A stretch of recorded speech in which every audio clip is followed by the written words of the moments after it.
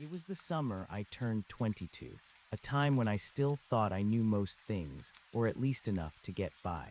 I was fresh out of college, feeling restless and eager to put some distance between myself and anything that felt like a cubicle. That's how I ended up in the Pacific Northwest, living out of a beat-up Tacoma and picking up odd jobs. Most of them involved hauling lumber or setting up campsites for folks who preferred glamping to actual wilderness. But what I really wanted was to explore, to hike deep into the places where the maps started getting a little fuzzy.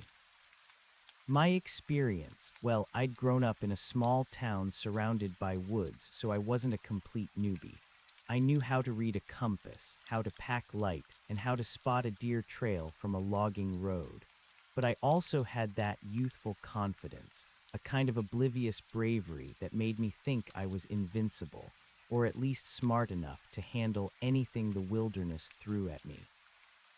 Looking back, that was my first mistake, right there, underestimating the wild and overestimating myself. One sweltering afternoon, I found myself in a small town called Harper's Junction, nestled at the base of the Cascades. The air hung thick and hazy from distant wildfires, a constant reminder of the raw power of nature. A grizzled old man at the general store, his face like a roadmap of wrinkles, told me about a trail he called the Old Watchman's Path. He said it led up to a fire lookout tower, long abandoned, but still offering some of the best views in the region. "Just follow the valley trail," he rasped. "Can't miss the tower once you're out of the thick timber. It stands right above the tree line." The idea of seeing an old, forgotten lookout tower appealed to me. It felt like a piece of history, a silent sentinel watching over the vast, untamed forests. Plus, I figured it would be a good challenge, a proper hike to clear my head. My truck had been making a funny noise, and I probably should have taken it to a mechanic, but the lure of the trail was stronger than any mechanical concern. Besides, what could go wrong on a well-known path, even if it was a bit remote? I planned to go alone, which in hindsight was a pretty classic rookie error. I didn't tell anyone my exact route, just a vague, going for a hike. Another check in the "what was I thinking" column. I set out early the next morning, the air still cool and crisp before the day's heat set in. The trail was overgrown in places, clearly not maintained as often as others, but still discernible. Sunlight dappled through the tall pines, casting long, shifting shadows that danced on the forest floor. I hiked for a few hours, pushing deeper into the valley. The sounds of civilization faded, replaced by the rustle of leaves, the distant call of a hawk, and the steady crunch of my boots on the earth. It was peaceful, exactly what I'd been looking for. Then, just as the old man had described, the trees began to thin. I saw a patch of sky, brighter and wider than the narrow strips I'd been glimpsing. My heart gave a little thump of anticipation. This was it, the clearing, and there it was, or at least what I thought was it. High above the receding tree line, clear as day against the hazy blue, stood the fire lookout tower. It was exactly as I'd pictured, a square wooden cabin perched on stilts, faded gray, a testament to decades of weather. It looked sturdy, if a little weathered, and unmistakably a man-made structure, a distinct, dark silhouette against the paler sky. I smiled, feeling a surge of satisfaction. The old man hadn't led me astray. I picked up my pace, eager to reach the summit, to feel the wind up there and take in the promised views. The ground underfoot changed from soft earth to rockier terrain, typical of a higher elevation. I was maybe a quarter-mile away, the tower still clearly visible, a fixed point in my vision. I didn't take my eyes off it for long, only to check my footing. Then I blinked. It was just for a second, a dry blink from the dust and the sun. But when my eyes opened again, fixed on the spot where the tower had been, it was gone. Not obscured, not hidden by a sudden cloud or a trick of the light. Simply gone. The hazy blue sky was unbroken, the distant tree line undisturbed. There was no trace of the weathered wood, no dark outline, no towering structure. Nothing but empty air. My smile faltered. The easy peace I'd felt just moments before was suddenly replaced by a cold, prickling unease that crawled up my spine. The air, which had felt warm and summery, suddenly felt wrong. The silence that followed felt heavy, unnatural, and that, right there, was the spark. My heart hammered against my ribs, a frantic drumbeat against the sudden, unnatural silence. Disbelief was my first, most immediate reaction, a cold wave washing over the surge of anticipation that had just been there. I blinked again, harder this time, rubbing my eyes with the heel of my hand as if to clear a stubborn speck of dust or wake myself from a vivid dream. When I dropped my hand, the vast, empty sky above the tree line remained exactly that, empty. The silence grew heavier, pressing in from all sides. The rustle of leaves, the distant hawk, the crunch of my boots, all the familiar sounds of the wilderness that had so recently felt peaceful now seemed muffled, distant, as if I'd stepped into a vacuum. A shiver, completely unrelated to the temperature, traced a path down my spine. This wasn't a trick of the light, not some cloud momentarily obscuring a distant object. The tower had been there, a solid, unmistakable structure, and then it was simply not. My mind, still clinging to logic, raced to find an explanation. Had I been mistaken about what I saw? No, it was too clear, too defined. A square cabin on stilts, faded gray, etched against the pale sky. I'd focused on it, allowed my brain to confirm it. My vision was 2020. There was no way I'd conjured such a detailed image out of thin air. Perhaps it was much further away than I thought, and what I'd seen was some peculiar rock formation, made to look like a tower by the hazy light. I squinted, scanning the horizon, trying to find any irregularity in the distant peaks. Nothing. Just the endless, unbroken line of the forest meeting the sky. The sheer impossibility of it lodged itself in my throat, a knot of burgeoning panic. I took a tentative step forward, then another, my eyes glued to the spot where the tower had been. The ground under my feet felt less solid, the air around me denser, harder to breathe. This wasn't right. Nothing about this was right. My youthful confidence, which had felt like an impenetrable shield just moments ago, began to crack, letting in slivers of genuine fear. I could feel the hairs on my arms prickling, a primal alarm bell ringing deep in my subconscious. I tried to reconstruct the moment. I'd been walking, saw the tower, picked up my pace, blinked, and it was gone. Was there a specific angle, a particular way the light had hit? I walked backwards a few paces, then forwards, craning my neck, sweeping my gaze across the horizon like a frantic searchlight. Each sweep yielded the same result, nothing, just the indifferent expanse of the blue sky. The old man at Harper's Junction, his raspy voice, the roadmap of wrinkles on his face.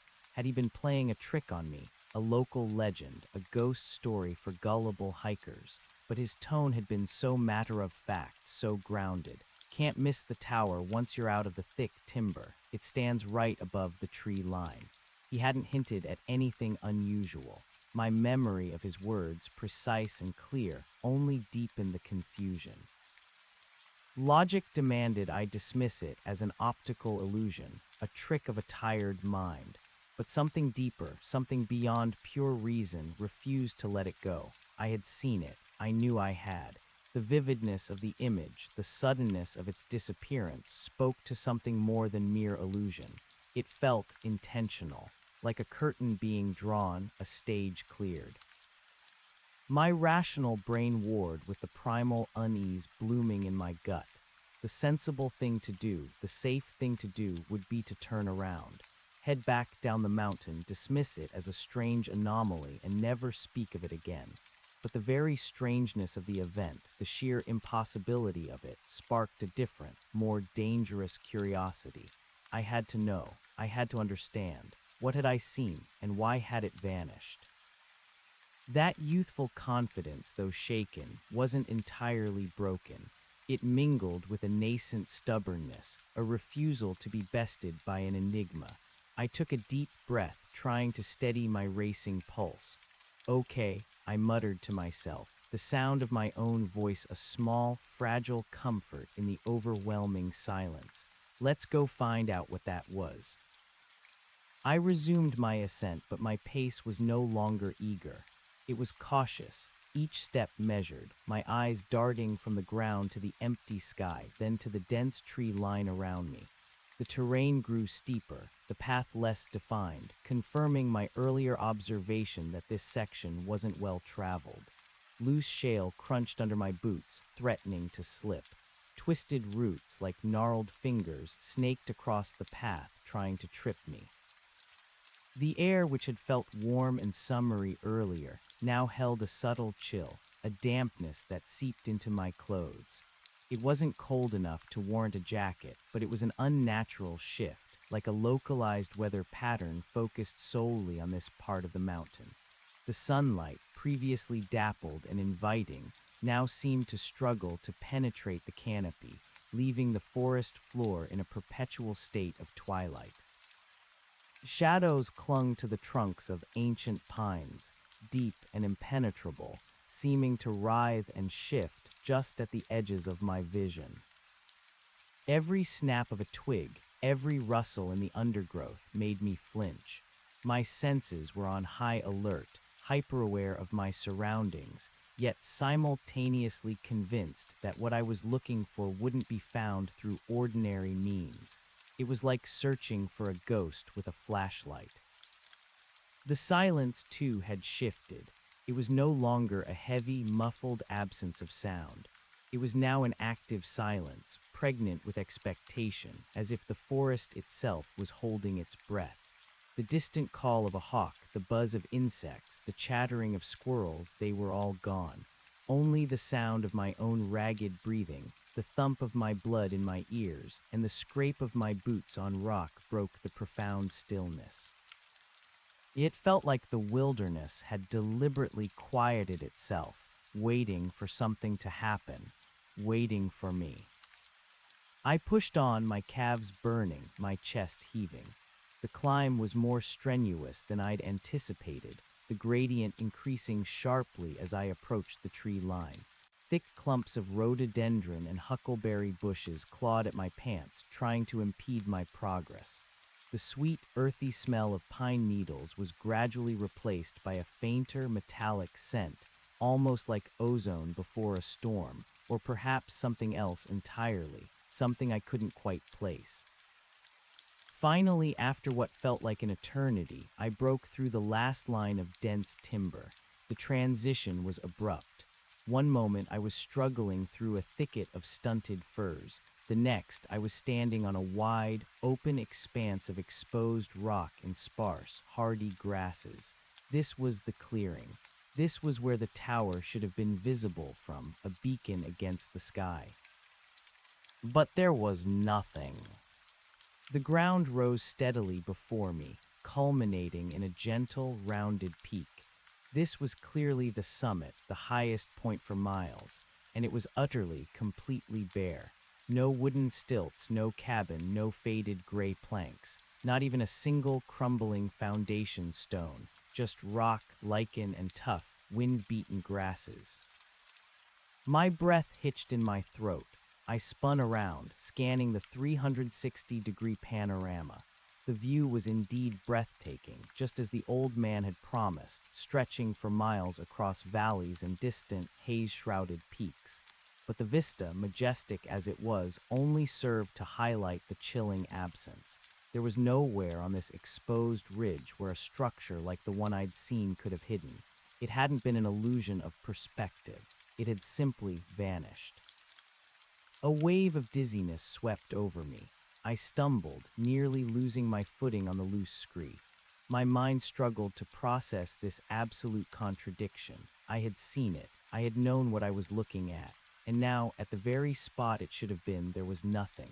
My rational mind, desperate for an explanation, offered absurdities. Perhaps it had been dismantled overnight, carried away by a helicopter, but the thought was laughable. A structure that size, removed without a trace, without any sign of disturbance to the ground, no fresh earth, no broken branches. Impossible. My palms began to sweat, a cold clamminess that had nothing to do with exertion. The prickling unease returned, sharper, more insistent. This wasn't a joke, wasn't an illusion. This was something fundamentally wrong. It broke the rules of reality, shattered my understanding of how the world worked. I forced myself to walk to the highest point of the ridge, my boots scraping on the rock. I stood where the lookout tower should have stood, where generations of fire watchers would have surveyed their domain. I looked down. The ground was solid, unscarred. No disturbed earth, no old timbers, no detritus. Nothing, just smooth, weathered rock. A sudden, sharp gust of wind whipped across the ridge, tugging at my hair and clothes. It carried with it that faint, metallic scent again, stronger this time, almost coppery. And then for a split second I felt it, a profound sense of cold. Not the natural chill of mountain air, but a deep, penetrating cold that seemed to come from within the earth itself, sucking the warmth from my bones. It was gone as quickly as it came, leaving behind only the normal, breezy temperature. I shivered violently, hugging myself. The silence returned, thick and absolute, broken only by the whistling of the wind around my ears. My eyes, still frantic, scanned the ground beneath my feet. Surely, if a structure had stood here for decades, there would be some sign, some artifact, some imprint. Then I saw it, not a direct sign of the tower itself, but something else, something far more unsettling. Embedded in a patch of hard-packed earth and thin grass, near the very edge of the ridge, was a small, perfectly circular patch of scorched earth. It was about 2 feet in diameter, the grass within it completely incinerated, the soil turned to a fine black ash. But what made it truly strange was its perfection. It was a flawless circle, as if drawn with a compass. And around its perimeter, the surrounding grass and soil were completely untouched, vibrant green right up to the charred edge. There was no smoldering, no gradual fading, no signs of a natural fire spreading. It was as if a laser had cut out a precise, circular chunk of earth and incinerated only that. I knelt, my heart pounding, to examine it. The ash was cool to the touch, flaky. It didn't smell like wood smoke or even the familiar scent of a forest fire. It had that same faint, metallic tang I'd noticed earlier, only stronger here. And within the ash, glinting faintly, I saw something. I carefully brushed away the ash with my fingers, revealing a small, intricate piece of metal. It wasn't iron or copper or aluminum. It was a dark, almost charcoal gray metal, surprisingly light but incredibly strong. It was shaped like a tiny gear, no bigger than my thumbnail, with impossibly fine, precise teeth. It didn't look like anything I'd ever seen, not like a part from a clock or any machinery I was familiar with. It had an alien quality to it, too perfect, too finely wrought for human hands, at least not with the tools I knew. As I picked it up, a jolt, not exactly electric, but a sudden, intense vibration, shot up my arm. The metal felt cold, impossibly cold, despite the warm sun on my skin. And for a fleeting moment, I felt a flicker of something else, something ancient and vast, brush against the edges of my mind. It was a sense of immense power, of forgotten purpose, of things operating on a scale far beyond human comprehension. Then it was gone, leaving me trembling, clutching the strange gear. This wasn't just a vanishing tower. This was something else entirely. The The fear, which had been a low hum, now roared to life, threatening to overwhelm me. This wasn't the wilderness I knew, the one I'd confidently underestimated. This was something fundamentally alien, a crack in the fabric of my reality. My eyes darted around the ridge again, but with a new, terrifying certainty. The emptiness wasn't just an absence, it was a void, and the pristine, unmarred landscape felt less natural, more like a stage carefully set or perhaps reset. The old man's words echoed in my mind once more, but now with a chilling new interpretation. Can't miss the tower once you're out of the thick timber. It stands right above the tree line. He hadn't said it always stood there. He hadn't said it was always there. He'd simply stated its position. What if the tower was never meant to be permanent? What if it was something that appeared and disappeared, something that existed on a different plane, only occasionally intersecting with our world? And what if I had just stumbled upon a moment of that intersection, a glimpse behind the veil? The thought was utterly absurd, defying everything I'd ever learned, everything I believed about the world. Yet, holding that impossibly cold, alien gear, staring at the perfect circle of scorched earth, it felt more real than anything else I'd experienced that day. I stood there for a long time, the wind whipping around me, the silence stretching into an eternity. The sheer isolation of the place, combined with the impossible event, began to weigh heavily. I was alone, miles from civilization, with no one to corroborate what I had seen, no one to share this terrifying secret with. I hadn't told anyone my exact route. Another check in the "what was I thinking" column, only now. The stakes felt infinitely higher than just getting lost. A growing sense of dread began to crawl up my throat. My adventure, my innocent hike, had veered sharply into something dark and inexplicable. The joy of exploration was utterly extinguished, replaced by a desperate, instinctual urge to flee. But even that urge was tempered by the lingering, terrifying curiosity. What was this? What had I seen? And what did this strange metal piece mean? I looked at the gear in my hand again. It was so small, so intricate. It felt important. A fragment of something vast, something beyond my grasp. I carefully tucked it into the small, zippered pocket of my hiking shorts, a secret burden, a physical manifestation of the impossible. The sun was beginning its slow descent, painting the distant peaks in hues of orange and purple. The beauty of the sunset felt like a mockery, a vibrant backdrop to my inner turmoil. I knew with a certainty that chilled me to the bone that I couldn't stay here, not anymore. The air felt charged, expectant, like I had witnessed something I wasn't meant to see, and the mountain was now aware of my transgression. I began my descent, my legs shaky, my steps still cautious, but now infused with a desperate urgency. Every shadow seemed to stretch and twist, every rustle of leaves sounded like a whispered warning. The metallic scent seemed to cling to me, a phantom odor that I couldn't shake. I felt watched not by animals, but by something far more ancient, far more intelligent, something that resided in the very fabric of this place. The journey back through the forest felt different. The friendly dappled light was replaced by an oppressive gloom. The trees pressed in, their branches like skeletal arms reaching out.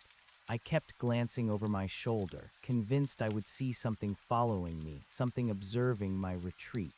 My imagination, usually a tool for pleasant daydreams, was now a tormentor, conjuring monstrous shapes from every shadow.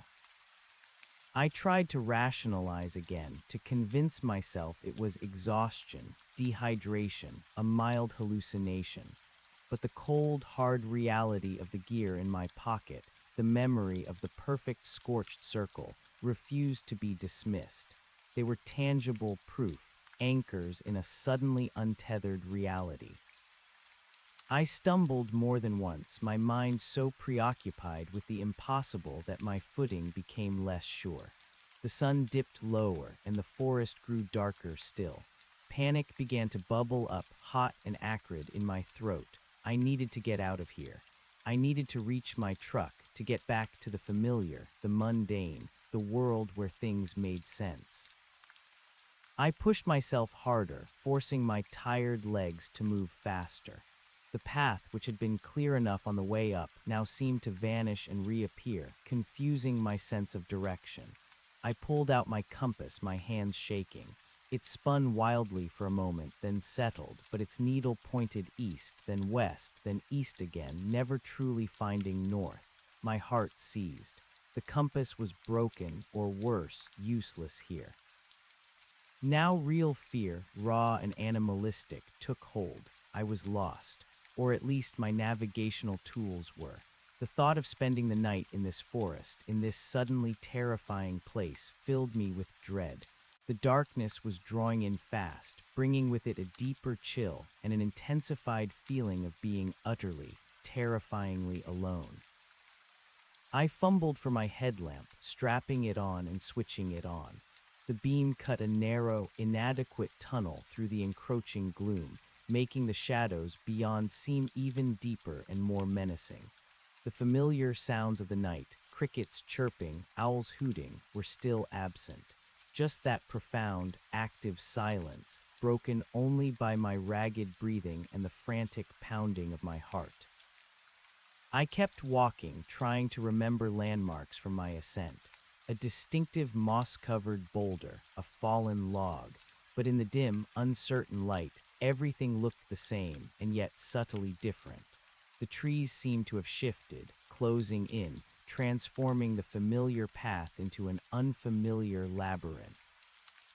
Then a new sound cut through the silence. It wasn't natural.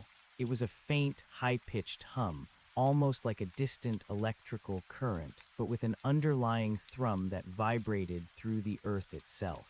It was barely audible, yet it seemed to resonate deep in my bones, making my teeth ache. I froze, straining my ears. The humming sound was intermittent, fading in and out, seemingly coming from everywhere and nowhere at once. It wasn't mechanical in any way I recognized. It felt organic, yet artificial, like a giant, hidden machine purring somewhere beneath the forest floor. My skin crawled. Every instinct screamed at me to run, to put as much distance between myself and this mountain as possible. But my feet felt leaden, rooted to the spot by a horrifying fascination, a desperate need to understand. The humming grew stronger, a low, resonant thrum that seemed to vibrate in the very air. It felt like the mountain itself was waking up, stirring from a long slumber. And then, from the deepest shadows, just at the edge of my headlamp's beam, I saw something. Two pinpricks of light, glowing with a soft, internal luminescence, appeared between the trunks of two massive firs. They were perfectly round, perfectly still, and utterly devoid of reflection. They didn't blink. They just glowed, an unblinking gaze fixed directly on me. My breath caught in my throat. My heart hammered so violently I thought it might burst from my chest. I couldn't move. I couldn't even scream. All I could do was stare, mesmerized and terrified at those two unnerving lights. They weren't animal eyes. There was no shape of a creature around them, just the two perfect, glowing orbs suspended in the darkness. The humming intensified, filling my head, vibrating through every cell of my body. It was no longer distant. It was here. And the cold, that deep, unnatural cold, returned with a vengeance, wrapping around me like an icy shroud. A new scent wafted towards me, overriding the metallic tang. It was faint, sweet, and cloying, like rotting flowers mixed with something acrid, almost chemically clean. It made my stomach churn. The pinpricks of light began to drift closer, slowly, deliberately. They didn't move like a predator stalking its prey. They moved with a smooth, unhurried grace, as if propelled by an unseen force, utterly indifferent to my presence, yet utterly focused. My mind, stretched to its breaking point, screamed for action. Run, but my legs wouldn't obey. I was trapped, frozen in a tableau of terror, a deer caught in the headlights. The two lights drew nearer, growing subtly larger, but never changing their perfect spherical shape. They were too high to be human, too low to be anything flying. They were simply there, floating through the undergrowth, utterly silent save for the ever-present, bone-vibrating hum. As they got closer, perhaps 30 feet away, I could make out something else. A faint, shimmery distortion in the air around them, like heat haze above a road, but in the cold forest air. It was barely perceptible, a ripple in reality, and it seemed to follow the lights. My vision started to blur at the edges, my head swam. The humming was deafening now, not with sound, but with pressure, a crushing weight on my eardrums, my skull. The cold was unbearable, an all-consuming frost that seeped into my marrow. I felt my strength draining, my consciousness starting to fray.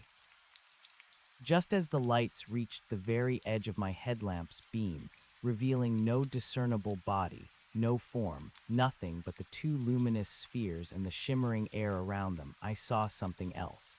Something in the dirt, directly between me and the approaching lights.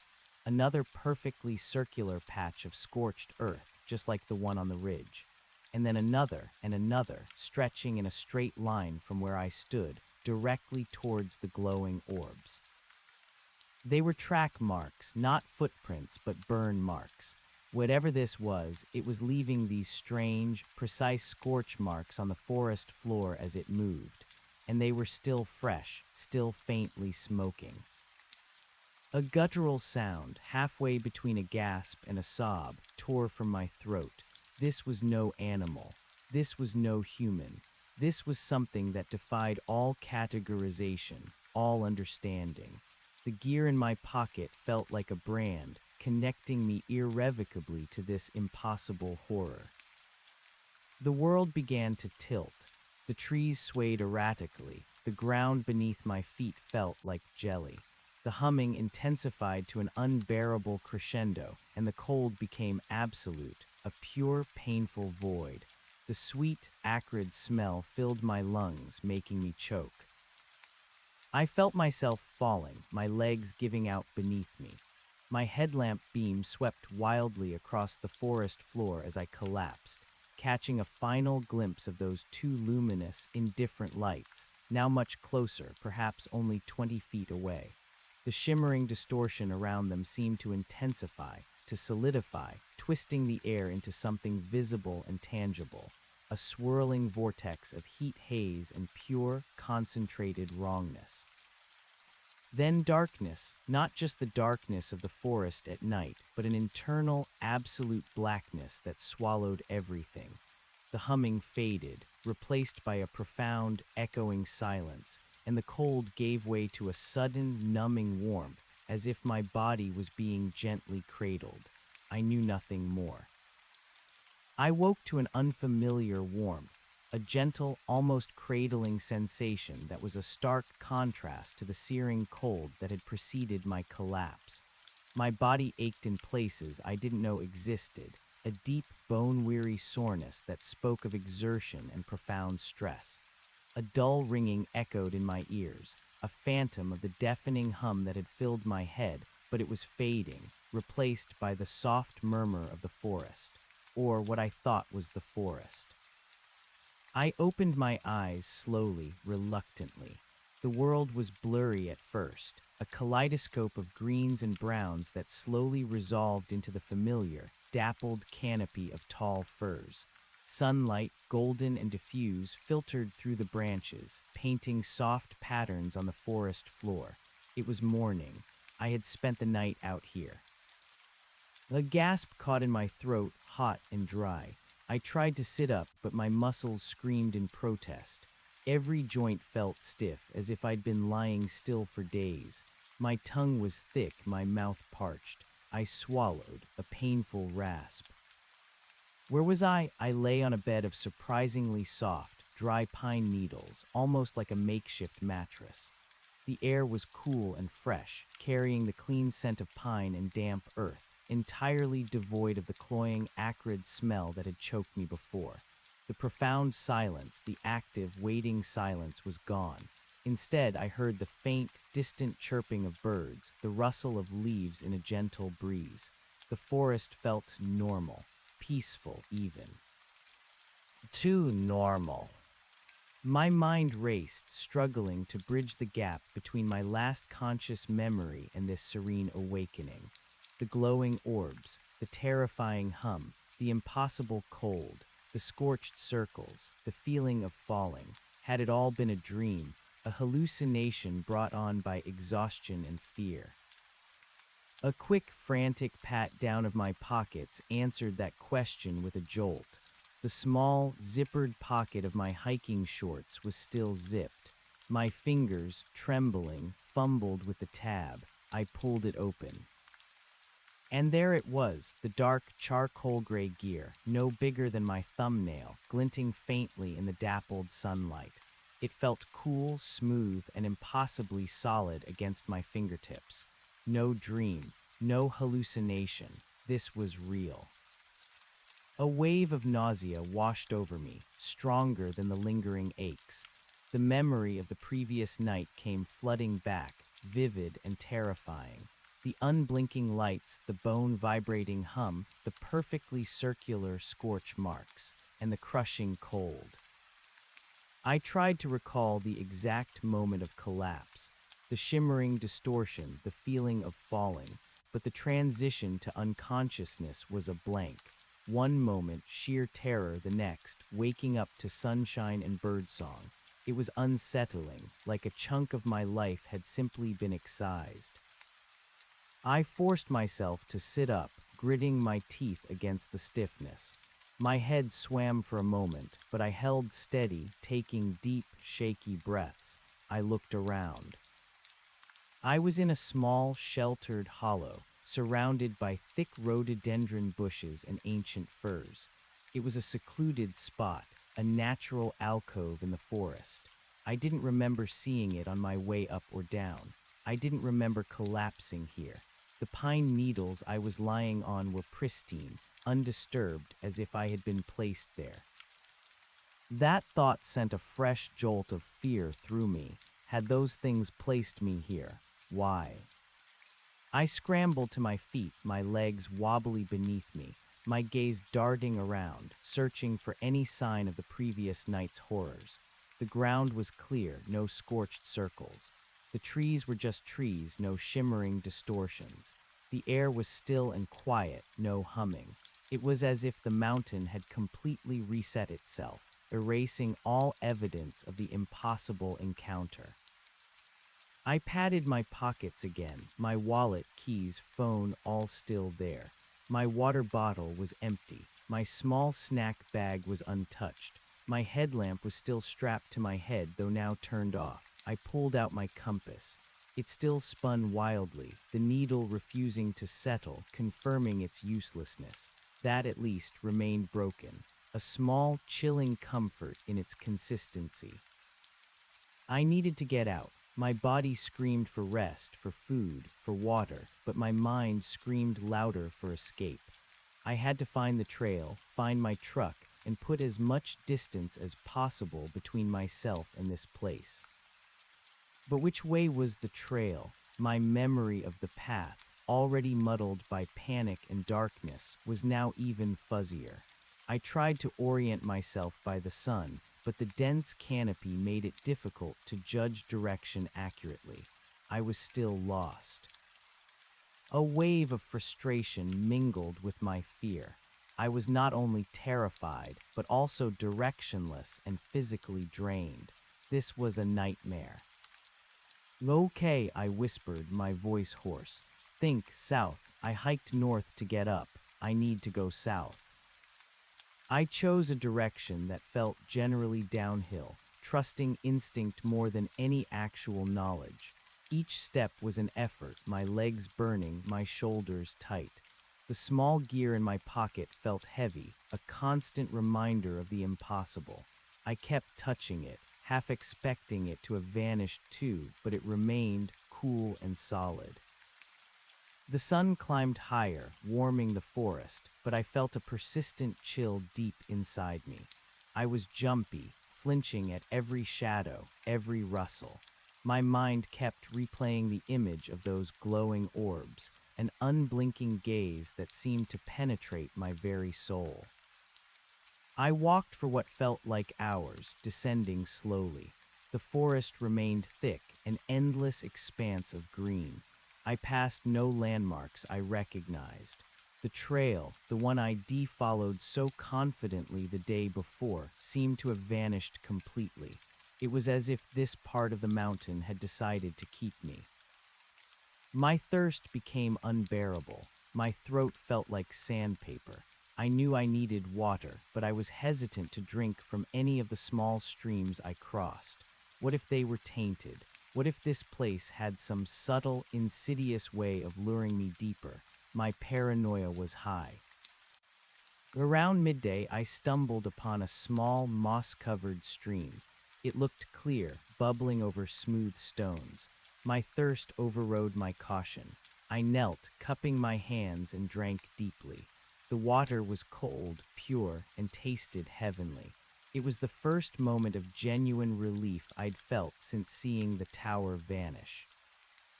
As I drank, I looked at my reflection in the still pool of water beside the stream.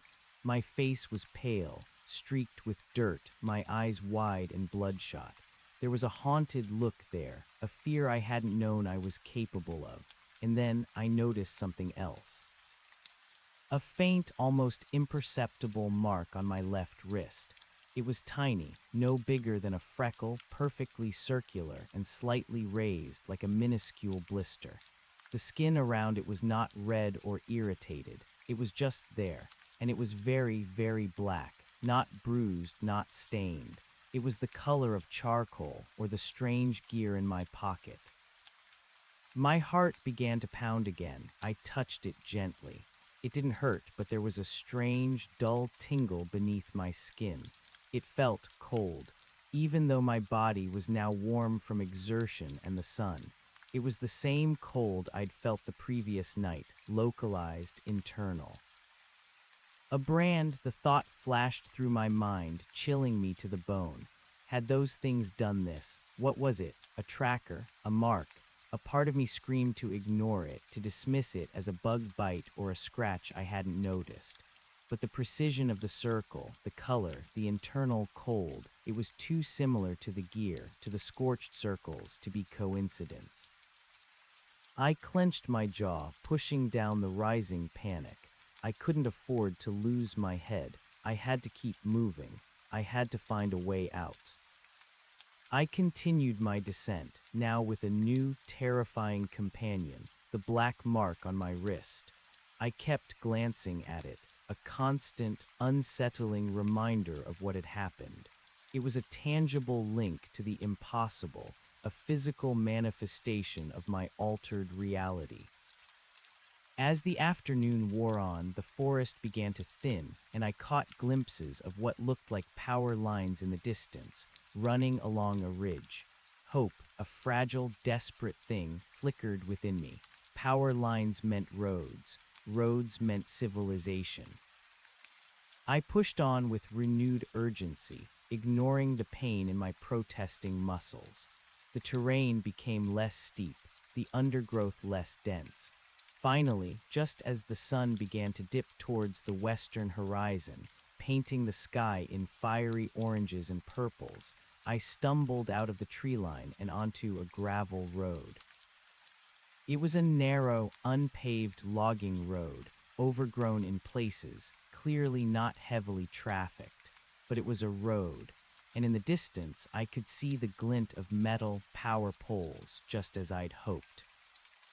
Tears pricked my eyes, a rush of relief so profound it nearly buckled my knees. I had made it. I was out. I started walking, following the road. It wound its way through clear-cut sections and stands of younger trees, eventually leading towards a main road.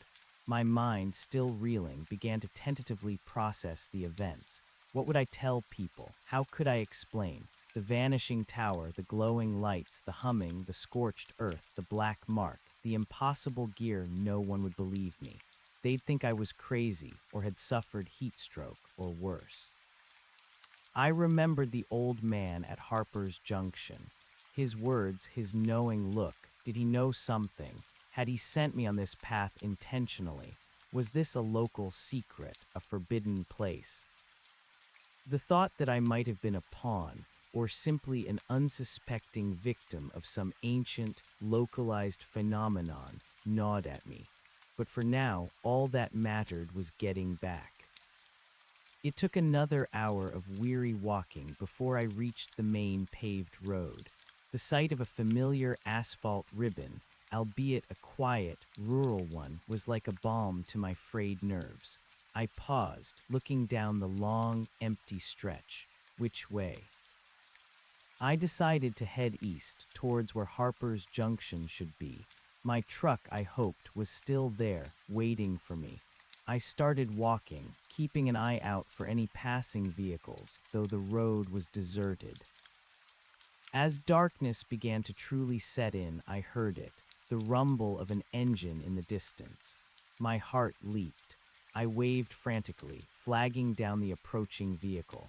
It was an old, beat-up pickup truck, even more ancient than my Tacoma, driven by a woman with a kind, weathered face and a shock of bright silver hair. She pulled over, her eyes taking in my disheveled appearance, my dirt-streaked face, my wild eyes. "Everything all right, son?" she asked, her voice surprisingly gentle. "No, not really," I croaked, my throat still raw. "I got lost. Been out here since yesterday morning." Her eyes softened. "Rough, hop in. Where you headed?" "Harper's Junction," I managed. "My truck's there." She nodded, a knowing look in her eyes that sent a shiver down my spine. It was a similar look to the one the general store owner had given me. "Long way from the watchman's path, ain't it?" she commented, as I climbed into the passenger seat. My head snapped up. "You know about that trail." She just gave a small, cryptic smile. "Everyone round here knows about the old watchman's path. Not many go looking for what ain't always there, though." My blood ran cold. What ain't always there? Her words echoed the old man's, but with an added, chilling clarity. It wasn't just my imagination. This was something local people understood in their own quiet way. I didn't press her. I couldn't. I was too tired, too shaken. I just leaned my head against the window, watching the blur of trees pass by, the impossible gear a solid weight in my pocket, the black mark a silent brand on my wrist. The journey was mostly silent after that, save for the rhythmic hum of the truck's engine, a hum that for a moment made my teeth ache. I shuddered. Eventually, we pulled into Harper's Junction. The small town's few lights seemed like welcoming beacons in the darkness. My Tacoma was still parked where I'd left it, looking perfectly normal, utterly oblivious to the ordeal its owner had just endured. "Thanks," I said, my voice barely a whisper as I got out. "Thank you so much." "Be careful out there, son," she said, her voice softer now, almost a warning. "Some things are best left undisturbed." She didn't wait for a reply, just pulled away, leaving me standing alone in the quiet street under the indifferent glow of the single street lamp. I walked to my truck, unlocked it, and got in. The familiar scent of old coffee and dusty upholstery was strangely comforting. I started the engine. It sputtered once, then caught, settling into its usual reassuring rumble. I put it in gear, turned around, and drove out of Harper's Junction, not looking back. I drove for hours, the adrenaline slowly draining from my system, replaced by a crushing exhaustion. I passed through small towns, the lights of diners and gas stations blurring past. My mind was a chaotic mess of images and impossible questions. What had I experienced? What was that tower? Why did it vanish? What were those lights? And this gear, this mark? I found a cheap motel far down the highway, pulling in just as the first gray light of dawn began to paint the eastern sky. I barely made it to the room, collapsing onto the bed fully clothed. Sleep, when it finally came, was fitful, haunted by glowing orbs and silent hums. The next few days were a blur. I drove aimlessly, putting miles between myself and Harper's Junction, between myself and that mountain. I bought new clothes, threw away my hiking gear. I couldn't bear to look at the boots that had carried me to that impossible place, or the backpack that had felt so heavy with unknown dread. But I couldn't bring myself to throw away the gear. It remained in my pocket, a constant, tangible link to the incomprehensible. I tried to act normal. I ate, I showered, I refilled my gas tank. But inside, I was a wreck. My worldview had shattered. The comfortable certainties of science and logic no longer held sway. I had seen something that simply could not be. The black mark on my wrist remained. It didn't grow, didn't fade, didn't itch or hurt. It just was, a tiny, perfect circle, a permanent tattoo of the impossible. I studied it often, tracing its edges with my finger. It still felt subtly cold, an internal chill that sometimes seemed to spread, a faint tendril of that profound, ancient cold from the mountain. I couldn't talk about it. Who would believe me? I rehearsed scenarios in my head. Hey, I saw a fire lookout tower vanish, then got chased by glowing lights that left burn marks, and now I have an alien gear and a mysterious black mark. No, they'd send me to a hospital, or worse, laugh.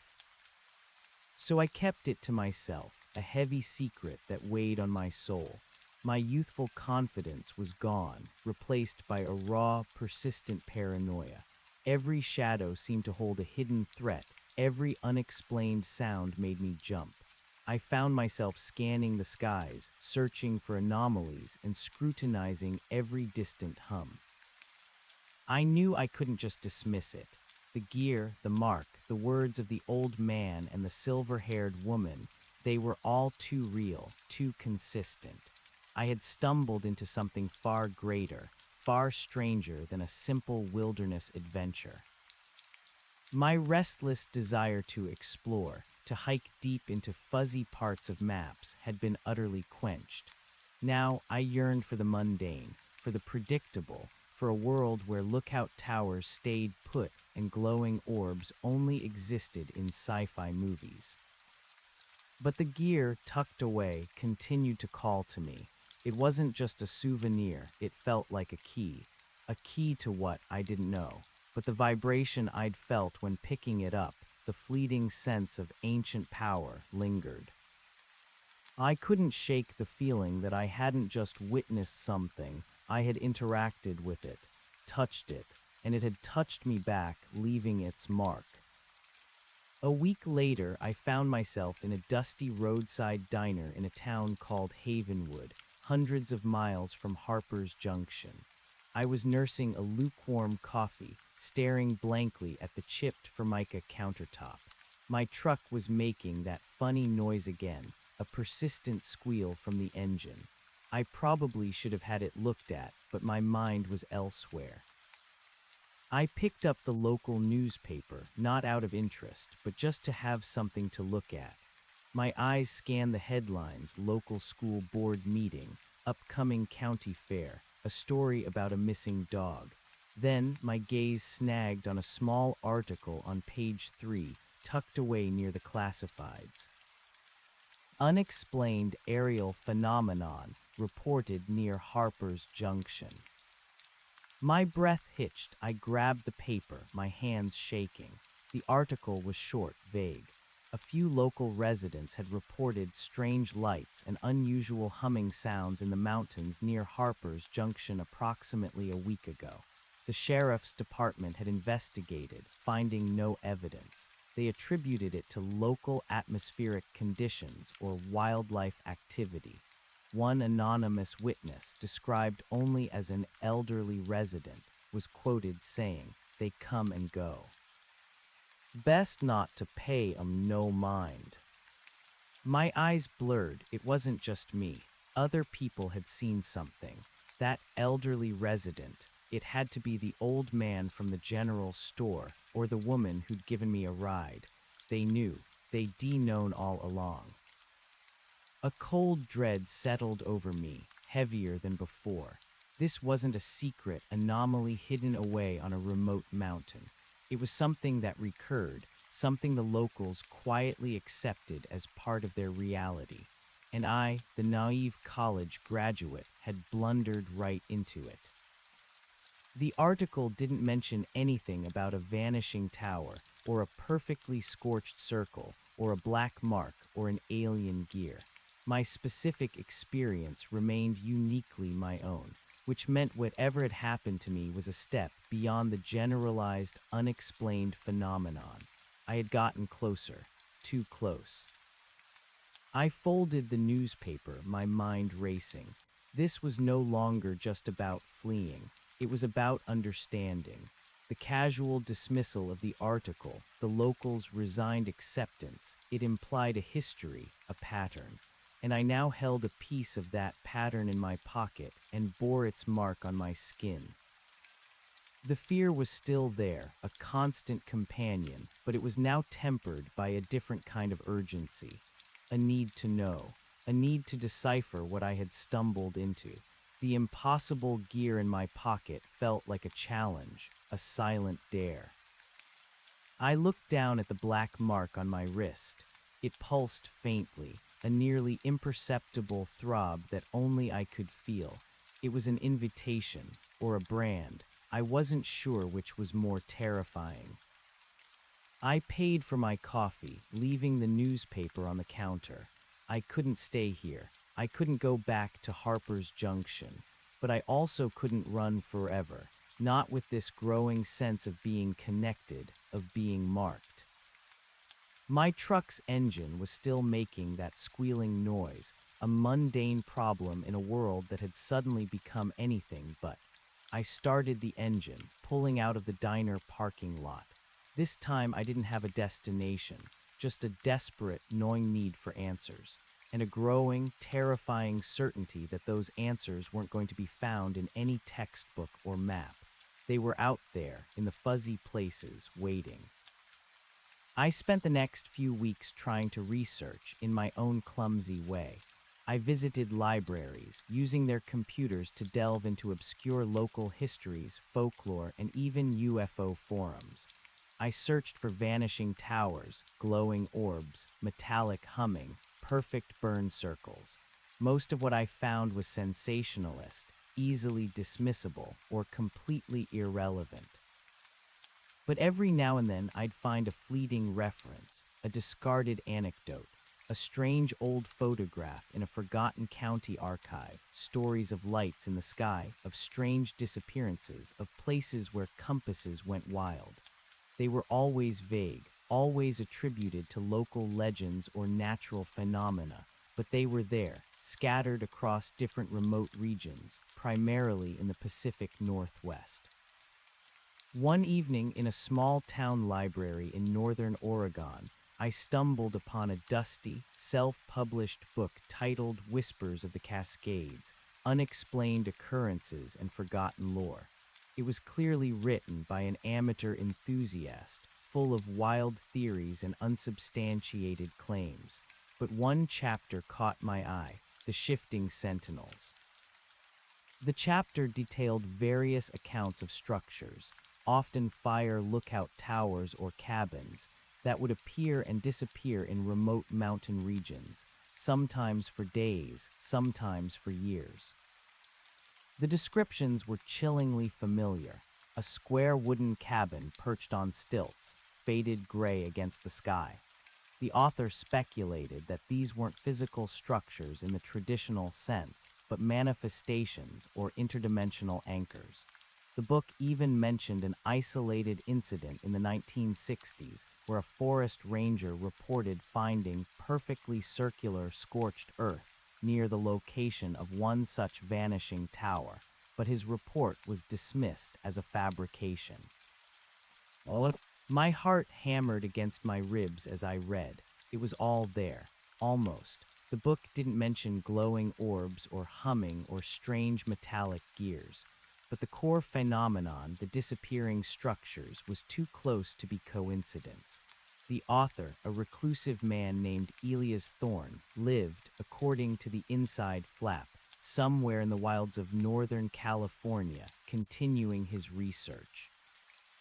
The book was dismissed by the library staff as local eccentricity, but to me, it was a lifeline. It was the first external validation, however tenuous, that I wasn't entirely mad. There was a pattern. There was something out there, and Elias Thorne seemed to be one of the few people who had ever truly tried to understand it. I photocopied the relevant pages, the paper rough and yellowed. My fear began to shift, to morph into something more focused, more determined. I wasn't just a victim anymore. I was an accidental witness and perhaps a new participant. The gear in my pocket felt less like a burden and more like a tool. I spent the next few days trying to track down Elias Thorne. It wasn't easy. His contact information was vague, an old P.O. box in a tiny, unincorporated community called Raven's Roost, deep in the redwood forests of Northern California. It was a long drive, but I felt an undeniable pull, a sense of destiny guiding me. This man might have answers. He might be the only one who could explain what was happening to me. The drive south was long and lonely. My thoughts were consumed by the looming prospect of meeting Thorne. What would he be like? Would he be a crazy recluse, or a genuine, if unconventional, scholar? More importantly, would he believe me?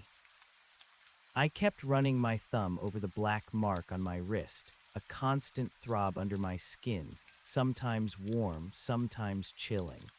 The gear in my pocket seemed to hum faintly in sync with it, a low internal vibration that only I could perceive.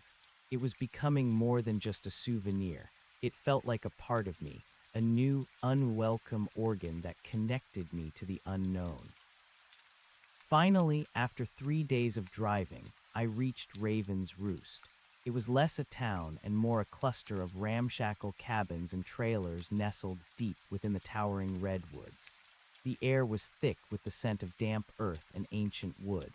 There was no gas station, no general store, just a single weathered sign pointing to a community post office, which turned out to be little more than a collection of mailboxes nailed to a large tree. I asked around cautiously for Elias Thorne. The few residents I encountered were wary, their eyes holding a quiet, almost knowing suspicion.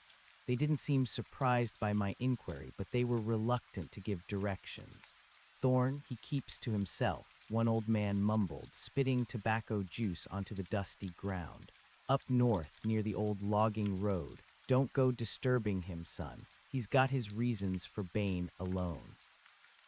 Eventually, a young woman with a tangled braid and a kind smile pointed me vaguely toward a dirt track leading off into the deeper woods. Just follow that until you think you can't go any further, she said softly. Then go a little further. I thanked her, feeling a mix of apprehension and exhilaration. I was getting closer. The track was barely passable, overgrown with ferns and fallen branches. My Tacoma, true to its beat-up nature, groaned and bounced but kept going. The redwoods towered above, ancient giants that made the world feel small and dark, even in the middle of the day. Their immense scale seemed to amplify the sense of mystery, of things hidden and profound. After 20 minutes of slow, jarring driving, the track narrowed to a footpath. Can't go any further, I muttered, recalling the woman's words. I parked the truck, grabbed my backpack, and continued on foot. The footpath wound deeper into the silent, majestic forest. The air grew cooler, damper, the light dimmer. It felt like walking into another world, a place untouched by time.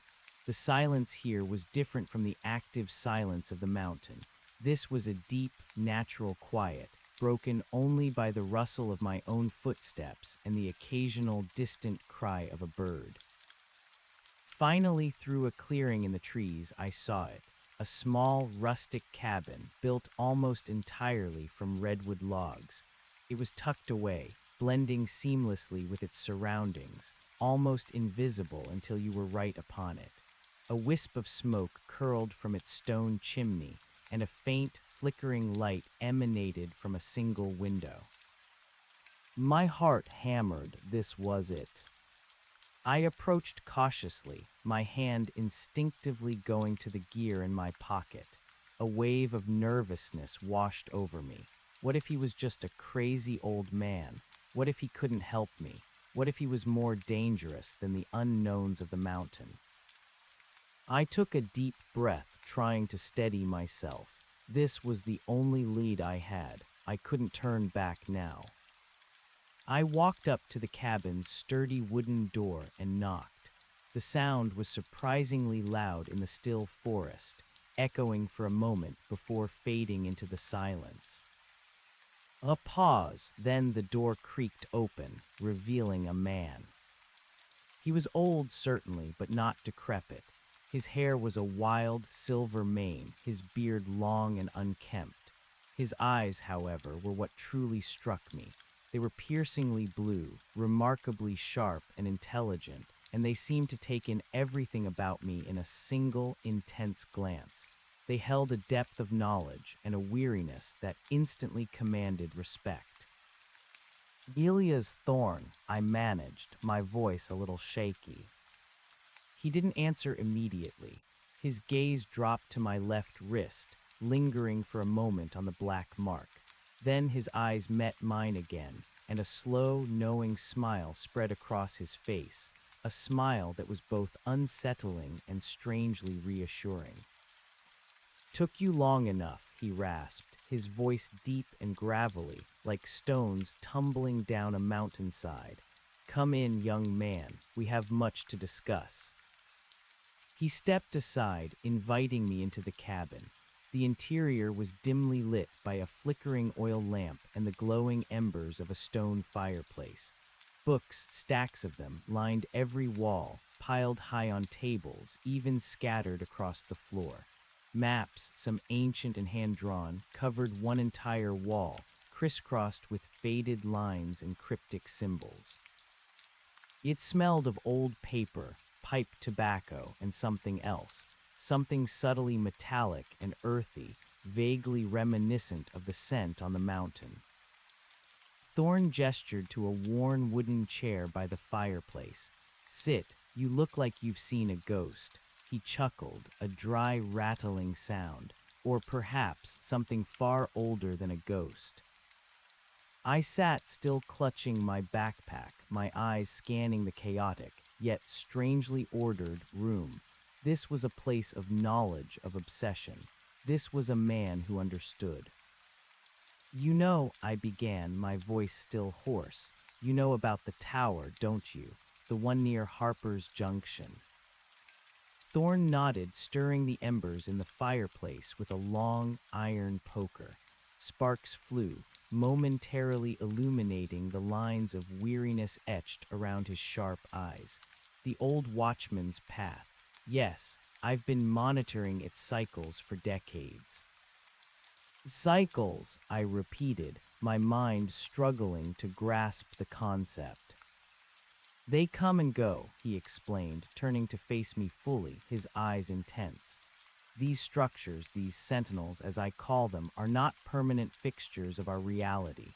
They exist on an intersection, a threshold. They appear when the veil thins, when the conditions are right, and then they recede like tides. Most people never notice, or they dismiss it as poor memory or tricks of the light." He paused, taking a slow puff from an unlit pipe. "But you, young man, you got a little closer, didn't you?" He pointed to my pocket, and you brought back a souvenir. My jaw dropped. He knew about the gear. I pulled it out, placing it carefully on the small, scarred wooden table between us. It glinted under the dim light, impossibly perfect. Thorn picked it up, handling it with a reverence that surprised me. His fingers, gnarled with age, traced its intricate teeth. "A beautiful piece," he murmured, his voice laced with awe. "Very rare. You are fortunate.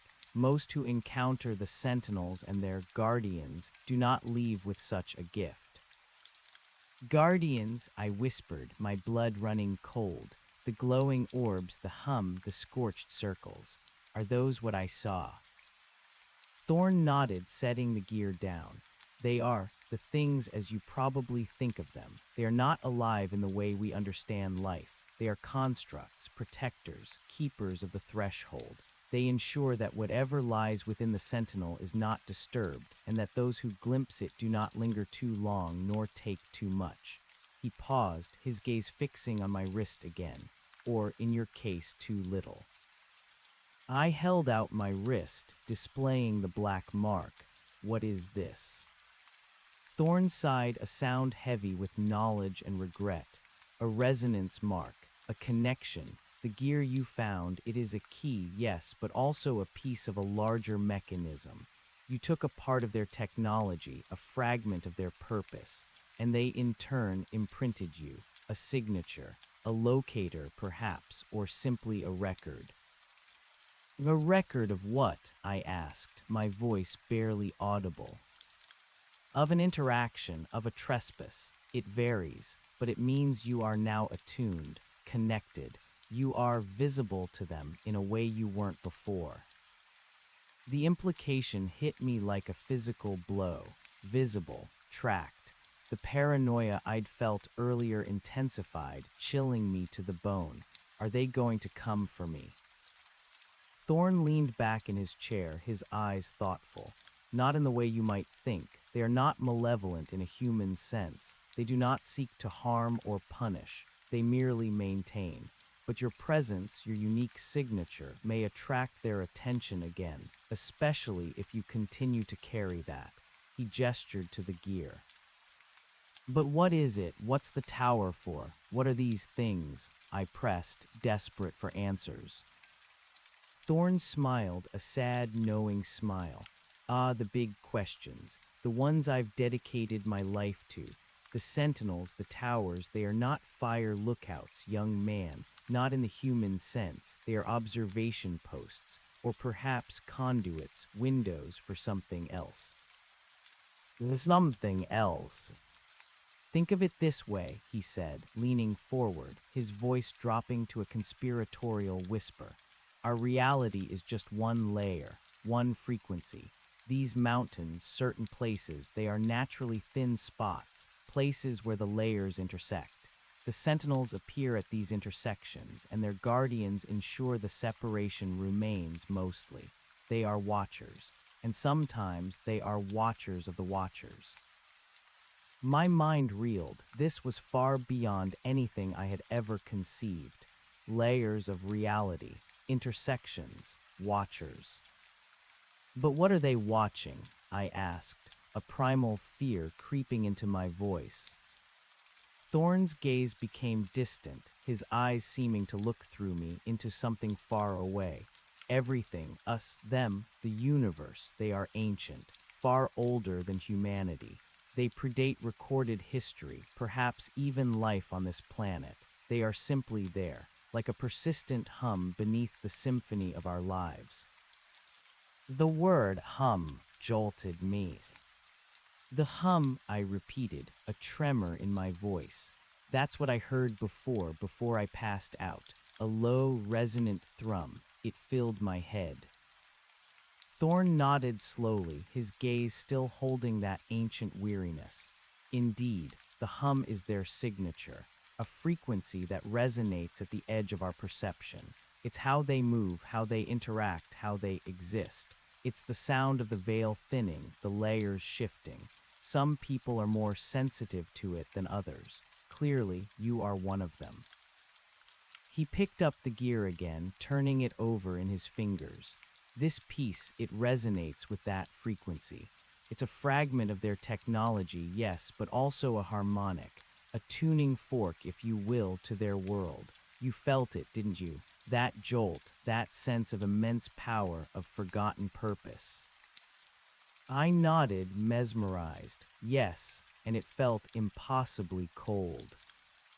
A localized drop in temperature, often accompanying their manifestations, Thorne confirmed. A byproduct of their dimensional shift, or perhaps simply a sensory aspect of their true nature. Our world isn't designed to accommodate them easily. He placed the gear back on the table, then leaned forward, his elbows resting on his knees. So you've stumbled into something profound, young man, something that changes everything you thought you knew. But why me? I asked, my voice cracking. I just wanted to go for a hike. Why did it disappear for me? Why did they mark me? Thorne's expression softened slightly, a hint of genuine sympathy in his sharp eyes. Fate, perhaps, or simply being in the wrong place at the right time. The Sentinels are not malevolent, as I said. They don't choose, they simply react. You approached a threshold during a period of flux, and you took a piece of a guardian's essence. He tapped the gear. They respond to that. The mark on your wrist, it's a form of resonance, a faint echo of that connection. It links you to this piece, and through it, to them. So I'm connected. The word felt heavy, terrifying. In a way, yes, you're attuned. You've seen behind the curtain, and you carry a piece of the stage. You are no longer merely an observer. You are a participant, whether you wished it or not. Thorne's gaze was unsettlingly direct. What are you going to do now? The question hung in the air, heavy with unspoken implications. I looked at the gear, then at the mark on my wrist, then back at Thorne. I don't know. I drove for days trying to get away, but then I saw that article, and then I found your book. I felt like you were the only one who could explain it. And so I have, to the best of my ability, he said, picking up his unlit pipe again, tapping it gently against his chin. But explanation is only the first step. Understanding is a lifelong journey, and survival, that is another matter entirely. Survival, the word sent a fresh wave of dread through me. Are they dangerous? Not intentionally, but their presence, their energies can be. They exist on a different vibrational frequency. Prolonged exposure or direct interaction without understanding can be taxing on the human psyche. You passed out, for instance. Your body simply couldn't cope with the sensory overload. Others have suffered worse. Some have gone mad. Some have simply vanished. I swallowed hard, my mouth suddenly dry again. Vanished, like the tower. Thorne nodded gravely. Like the tower. The veil thins, they manifest, and sometimes unfortunate souls are caught in the transition, pulled into the in-between, or perhaps even into the other side. He gestured vaguely into the air, as if indicating another dimension. So I'm in danger if I stay near them. And perhaps in danger if you try too hard to run from them, now that you're marked, Thorne mused. You have a connection, a beacon, however faint. They will be aware of your presence. Not necessarily tracking you with intent, but certainly noting your proximity when you cross certain thresholds. It's like a moth to a flame, young man, except you are the flame and they are, well, they are not moths. He smiled, a humorless, tight-lipped smile. And you also possess a piece of their mechanism. That is a lure, a potent one. It acts like a key, but also like an invitation. It calls to them, and it will call to you if you listen closely enough. I felt a faint thrumming in my pocket where the gear lay, or maybe it was just my imagination, but the mark on my wrist did seem to pulse, a subtle internal vibration. What do I do then? I asked, my voice desperate. Throw it away, cut off my arm. The last part was half joking, but the fear in my eyes was real. Thorn chuckled softly. Neither would work, I suspect. The connection is made. You can try to ignore it, to live a normal life, but it will always be there, a whisper at the edge of your mind. Or you can choose to understand it, to learn, to perhaps even use it. Use it for what? That young man is the question I've been trying to answer for 50 years, Thorn said, his eyes distant once more, gazing into the depths of the fire. What are these sentinels for? What lies on the other side of their windows? And what role do we humanity play in all of this? Are we just passive observers, or are we part of a larger design? He looked back at me, his gaze intense. You have a unique opportunity. You have a direct link. That gear, it's more than just a piece of metal. I believe it's a component, a part of a greater whole. And the mark on your wrist, it might be a way to perceive, to interact with that greater whole. I felt a surge of something, not courage, not yet, but a powerful, overwhelming curiosity. The fear was still there, but it was now interwoven with a deep, almost primal need to know more. My restless desire to explore, which had been so utterly quenched, was now reawakening, transformed. So you think I should study it? I asked, looking at the gear. I think you can't not study it, Thorn corrected. It has chosen you in a way. You are a point of interaction, and you have the proof. Most people who experience these things are left with nothing but fragmented memories and the label of lunatic. You have something tangible, something that can lead to answers. He paused, then pushed a thick, leather-bound journal across the table towards me. It looked ancient, its pages yellowed and brittle. This is a compendium of my observations, my theories, my mistakes, my triumphs, few as they are. It is not complete, but it is all I have. I picked it up, feeling the weight of it, the history within its pages. It was full of Thorn's meticulous handwriting, diagrams, dates, and cryptic notes. You want me to read this? I want you to learn, Thorn said. I'm an old man. My time for active research is nearing its end. But you are young. You have the vigor, the open mind, and now the connection. Perhaps you are meant to pick up where I leave off. The weight of his words, the implicit trust, settled on me. It was a heavy mantle, far more than I had anticipated when I'd stumbled into this remote cabin. I had come seeking answers, not a legacy. What about you? I asked. Are you going to stop? Thorn sighed, running a hand through his wild hair. I will continue to observe, of course, to process, but my field days are largely behind me. The guardians are more sensitive now. The cycles are changing. The veil is thinning more frequently. It requires a younger, more resilient mind to navigate. Sensitive, changing cycles, I pressed. What do you mean? The Earth's own energies are in flux, he explained, his voice low. Magnetic fields, seismic activity, even solar flares, they all contribute to the conditions that allow these intersections. For decades, the appearances were somewhat predictable, following certain celestial and terrestrial rhythms. But lately, they've become more erratic, more frequent, and the guardians seem more active, more protective, or perhaps more curious. Curious about what? Thorn shook his head. I don't know. That is one of the many mysteries I have yet to solve. But I suspect something is coming. A shift, a convergence. And you, young man, might just be caught in the middle of it. His words painted a chilling picture. I was no longer just an unlucky hiker. I was a harbinger, a marked individual caught between realities, with an alien key in my pocket and an ancient secret burdening my soul. Where do I even start? I asked, looking at the journal. Start with the patterns, Thorn advised.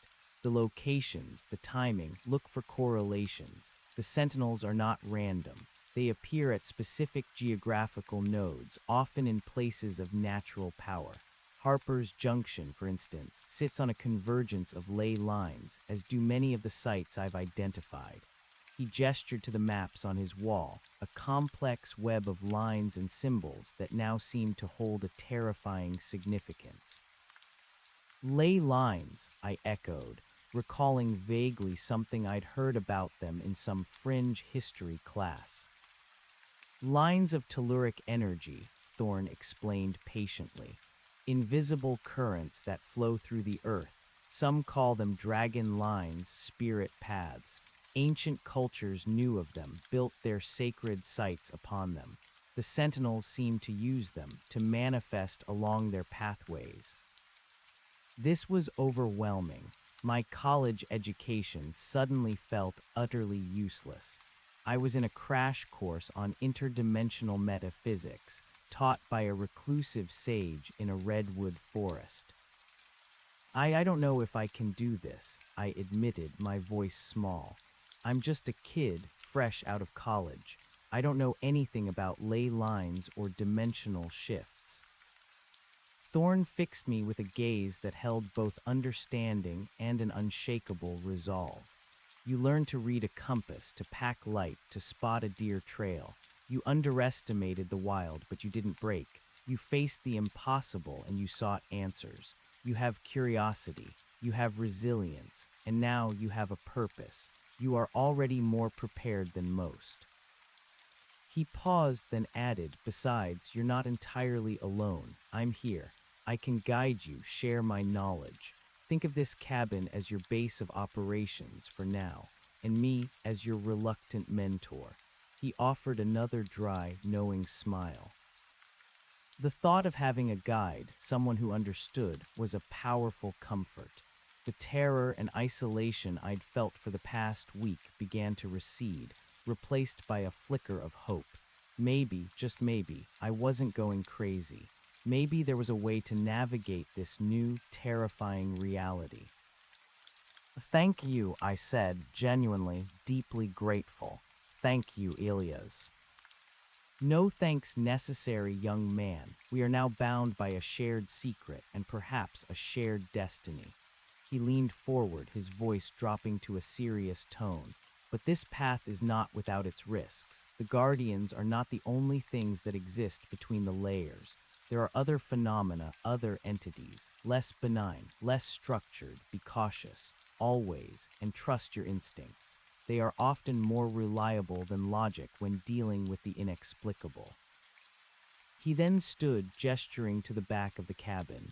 I have a spare cot in the corner. You're exhausted. Rest. We can talk more in the morning. There's fresh water from the spring, and I have some dried venison and hardtack. It's not fancy, but it sustains. I nodded, feeling the weariness finally catch up to me. The sheer mental and emotional strain of the past 24 hours, combined with the journey and the shocking revelations, was overwhelming. I lay down on the cot, the rough blanket feeling surprisingly soft. The gear was still in my pocket, a comforting yet terrifying weight. The mark on my wrist pulsed faintly.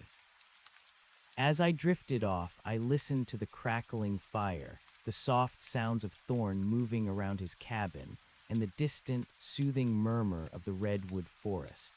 It was a far cry from the chaotic, hum-filled terror of the mountain, and I welcomed the respite.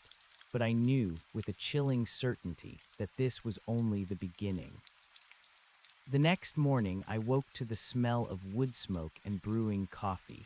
Thorne was already up, sitting by the fire, poring over one of his many books. He looked up as I stirred.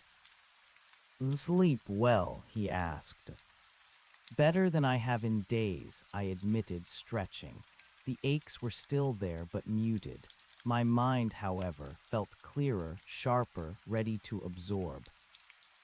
"Good, we have work to do." He set a steaming mug of coffee beside me, along with a plate of simple, hearty bread.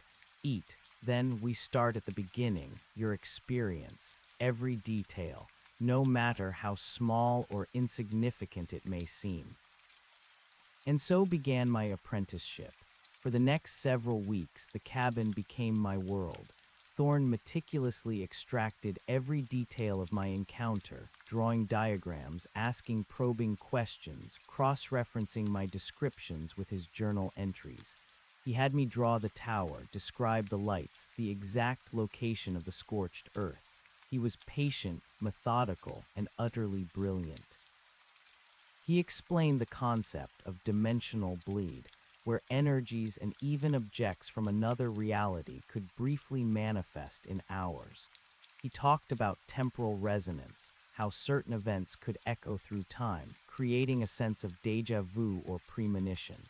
He introduced me to the idea of constructs, the guardians, as being biomechanical entities designed for a specific purpose, guided by an ancient, nonlinear intelligence. They're not aliens in the typical sense, flying in spaceships, Thorne explained one evening, tracing a complex diagram on a faded map. They are indigenous to the intersection. They are a part of the mechanism, the way a gear is part of a clock, but they possess a rudimentary intelligence, a programmed directive to maintain the veil. He believed the tower itself was not a physical structure built by conventional means, but a temporary manifestation, a projection from the other side, serving as an observation post or perhaps a gateway. It appears where the dimensional fabric is thinnest, he explained, and it draws upon the latent telluric energies of the earth to sustain its presence. When those energies fluctuate, or if there's an interference, say, a foreign object from their reality is removed, the manifestation collapses, receding back into its own dimension.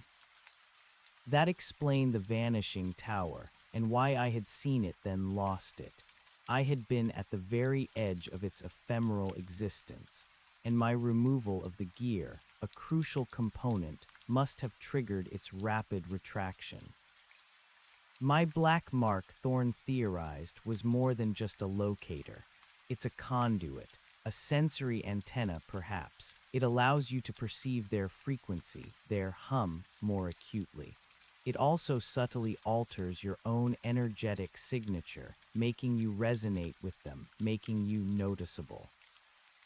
He taught me how to meditate, to clear my mind and focus on the subtle energies around me. At first, it was frustrating, but gradually I began to perceive things. A faint thrumming in the air when certain weather patterns moved in. A prickling sensation on my skin when the atmosphere felt charged. The cold spot on my wrist became a focal point, a tiny window into a world previously unseen.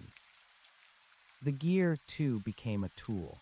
Thorne had a collection of strange instruments, old Geiger counters, electromagnetic field detectors, even antique dowsing rods. He'd place the gear near them, and the needles would twitch, the displays would flicker, reacting to its strange energy. He showed me how to hold it, to feel its subtle vibrations, to listen to it. It's a key, Thorne repeated many times. But a key for what, and what door does it unlock? That is the question. He believed the gear was part of a larger mechanism, possibly a device designed to amplify or stabilize the connection between dimensions, or perhaps even to control the Sentinel's appearances. If we could understand how it works, he mused, we might be able to predict their cycles, or even influence them. The thought was both exhilarating and terrifying. My days were filled with reading Thorne's journals, discussing theories, and venturing into the redwood forest with him. He taught me to identify different types of telluric energy flows, to distinguish between natural phenomena and something else. He pointed out places where the veil felt thin, spots where compasses spun erratically, or where birdsong fell unnaturally silent. These places held a familiar, subtle chill, a hint of the metallic scent. Thorne stressed the importance of observation, of patience, of not forcing an encounter. They operate on their own terms, he warned, and they are far, far beyond our current understanding of technology or consciousness. We are merely children playing in their ancient garden. I learned about other reported incidents, strange lights, impossible structures, temporal distortions, even disappearances, all catalogued by Thorne and marked on his elaborate maps. They were clustered in specific regions, almost always in remote, mountainous areas, places of wild, untamed nature. One afternoon, as we were poring over a map of the Pacific Northwest, I pointed to a cluster of incidents near Mount Rainier. Have you ever seen one of these sentinels yourself, Elias? Thorne paused, his finger hovering over the map. His piercing blue eyes met mine, a faraway look in them. Once, years ago, not a tower but a cabin, up in the Olympics. It was late autumn. The air was thick with the scent of pine and damp earth. I saw it clear as day, a small, weathered cabin nestled in a high meadow. I approached it cautiously, got within 100 yards. No sound, no movement, just a profound stillness. He took a slow, deliberate breath, and then I felt it. Not the cold, not the hum, but a sense of being utterly, completely observed. Not by something, but by everything. The trees, the rocks, the sky. The air itself seemed to hum with an ancient awareness, and I knew instinctively that I was not meant to be there. I backed away slowly, carefully, and when I reached the tree line, I looked back. It was gone, not faded, not obscured, just gone. The meadow was empty, as if it had never been. He shivered despite the warmth of the cabin. It marked me, too, in a way. Not a physical mark like yours, but it changed me. It set me on this path. It solidified my belief that there is so much more to this world than we allow ourselves to see. His personal experience, shared so starkly, solidified my trust in him. He wasn't just a theorist, he was a fellow traveler, a fellow witness.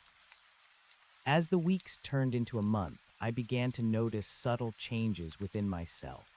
The mark on my wrist no longer felt merely cold. Sometimes it would tingle, a faint electric current running through my veins. The hum, previously an auditory hallucination, now felt like a background noise, a low-frequency vibration that I could perceive without consciously listening for it. My senses seemed heightened, my perception of the world around me subtly altered. One evening, I was sitting by the fire, reading Thorne's journal, when the gear in my pocket began to vibrate distinctly. It wasn't a gentle thrum. It was a rhythmic pulse, like a slow, steady heartbeat. I pulled it out, holding it in my palm. It felt warmer than usual, and the black mark on my wrist began to tingle intensely. "Elias," I said, my voice hushed. "The gear, it's doing something." Thorne looked up from his book, his eyes immediately drawn to the gear. He rose, walked over, and carefully took it from me. He held it, closing his eyes, a look of profound concentration on his face.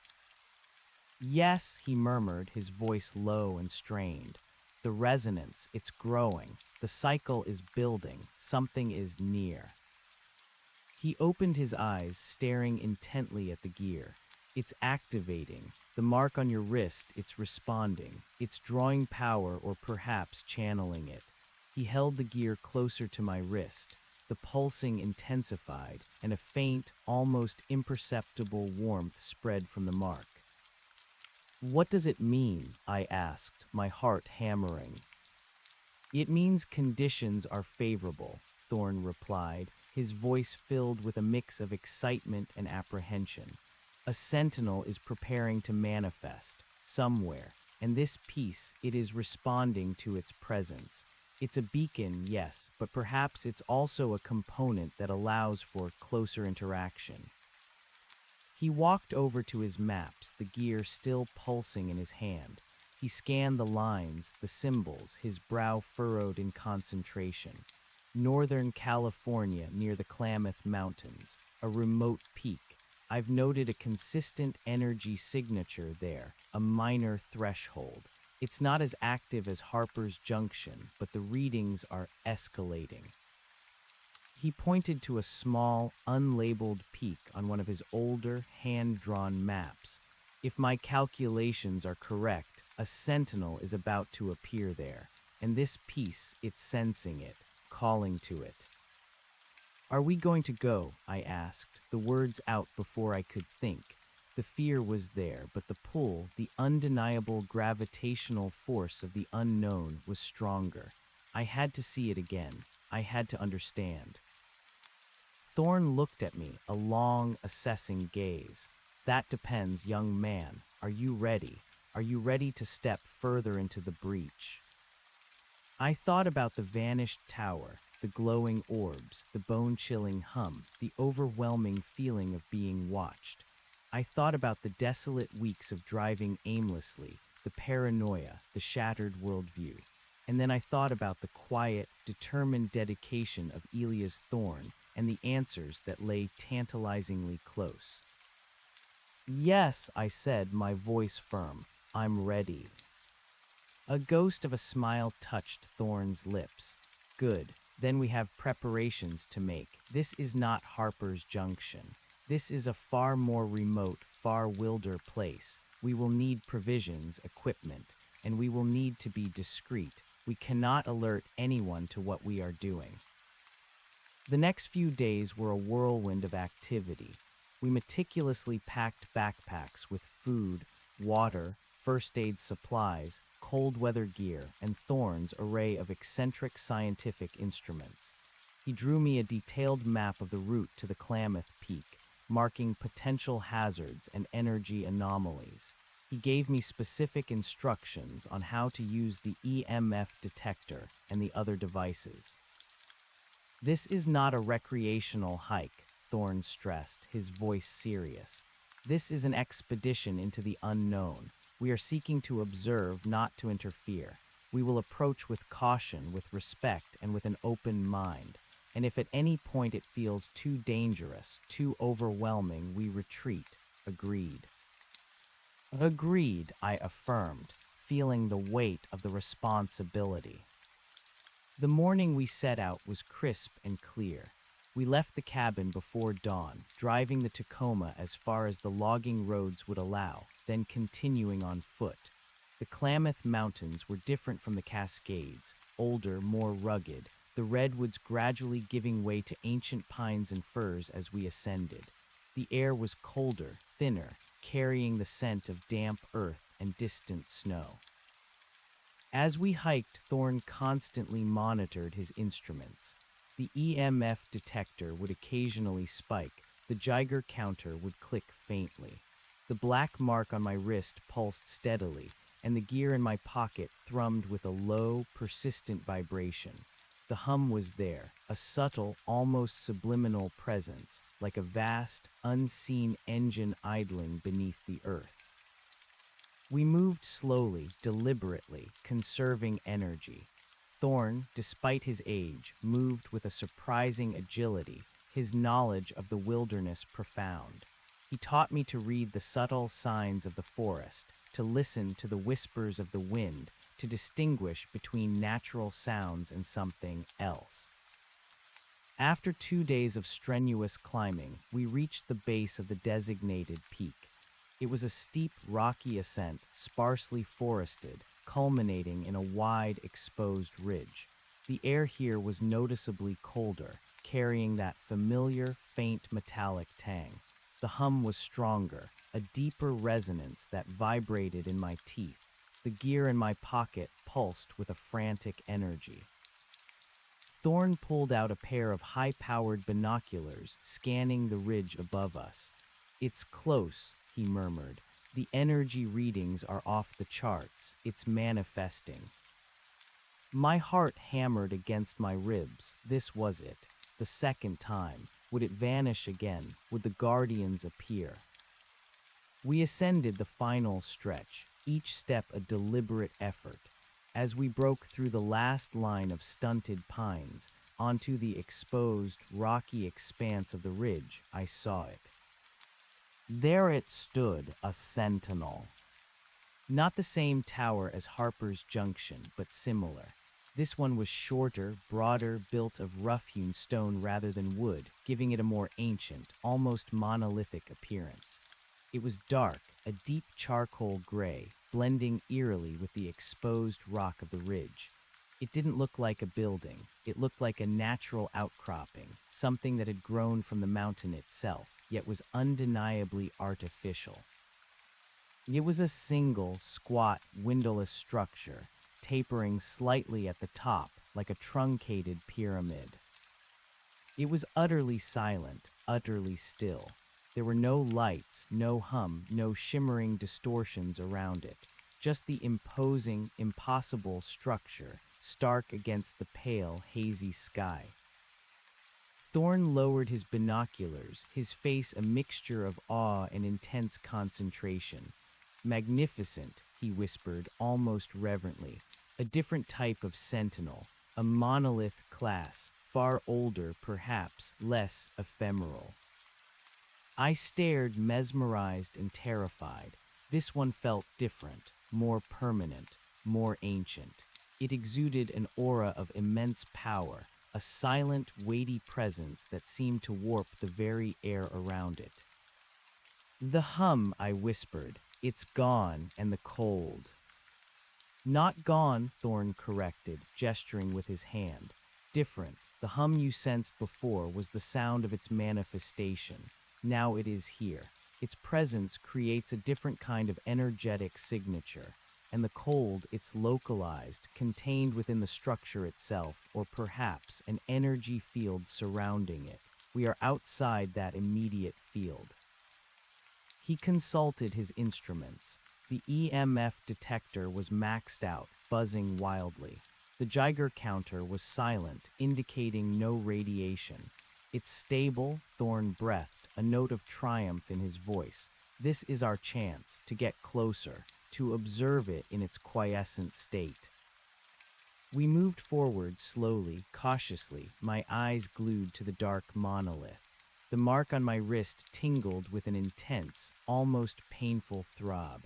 The gear in my pocket was still, but felt incredibly heavy, a solid anchor.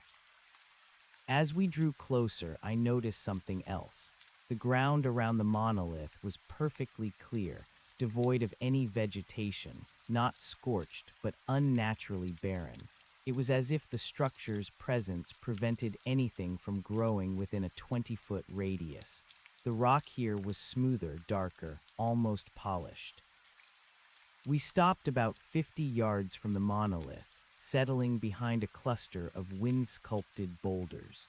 Thorn set up a small tripod, attaching a specialized camera with infrared and ultraviolet filters.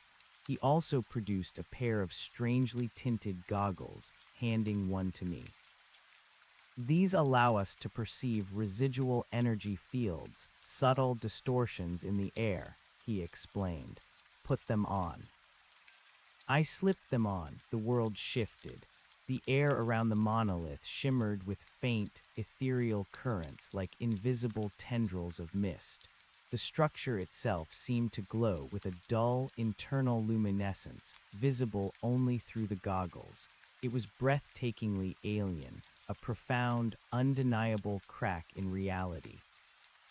The veil, Thorn whispered, his voice full of wonder. We're seeing the blide-through, the boundary where realities meet.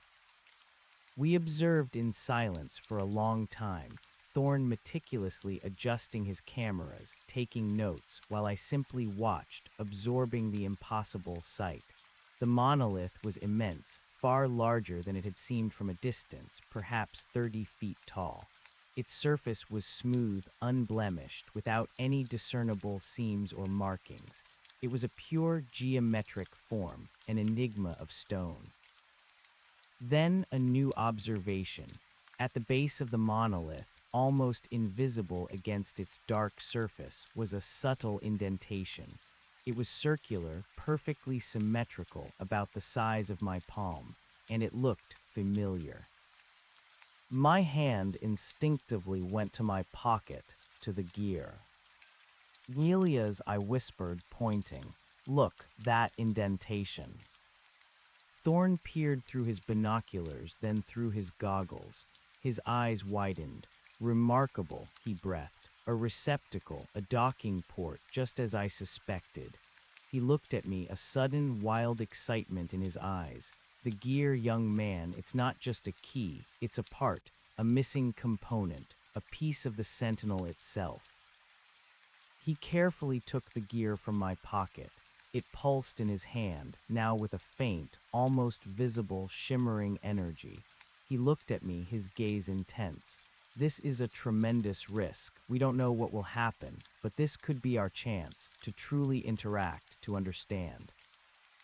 The fear was back, a cold knot in my stomach.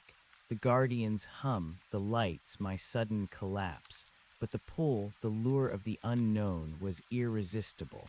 This was why I was here. This was why I had been marked. "What do you think will happen?" I asked, my voice barely a whisper. Thorn shook his head. "I cannot say. It could activate the Sentinel. It could reveal its purpose.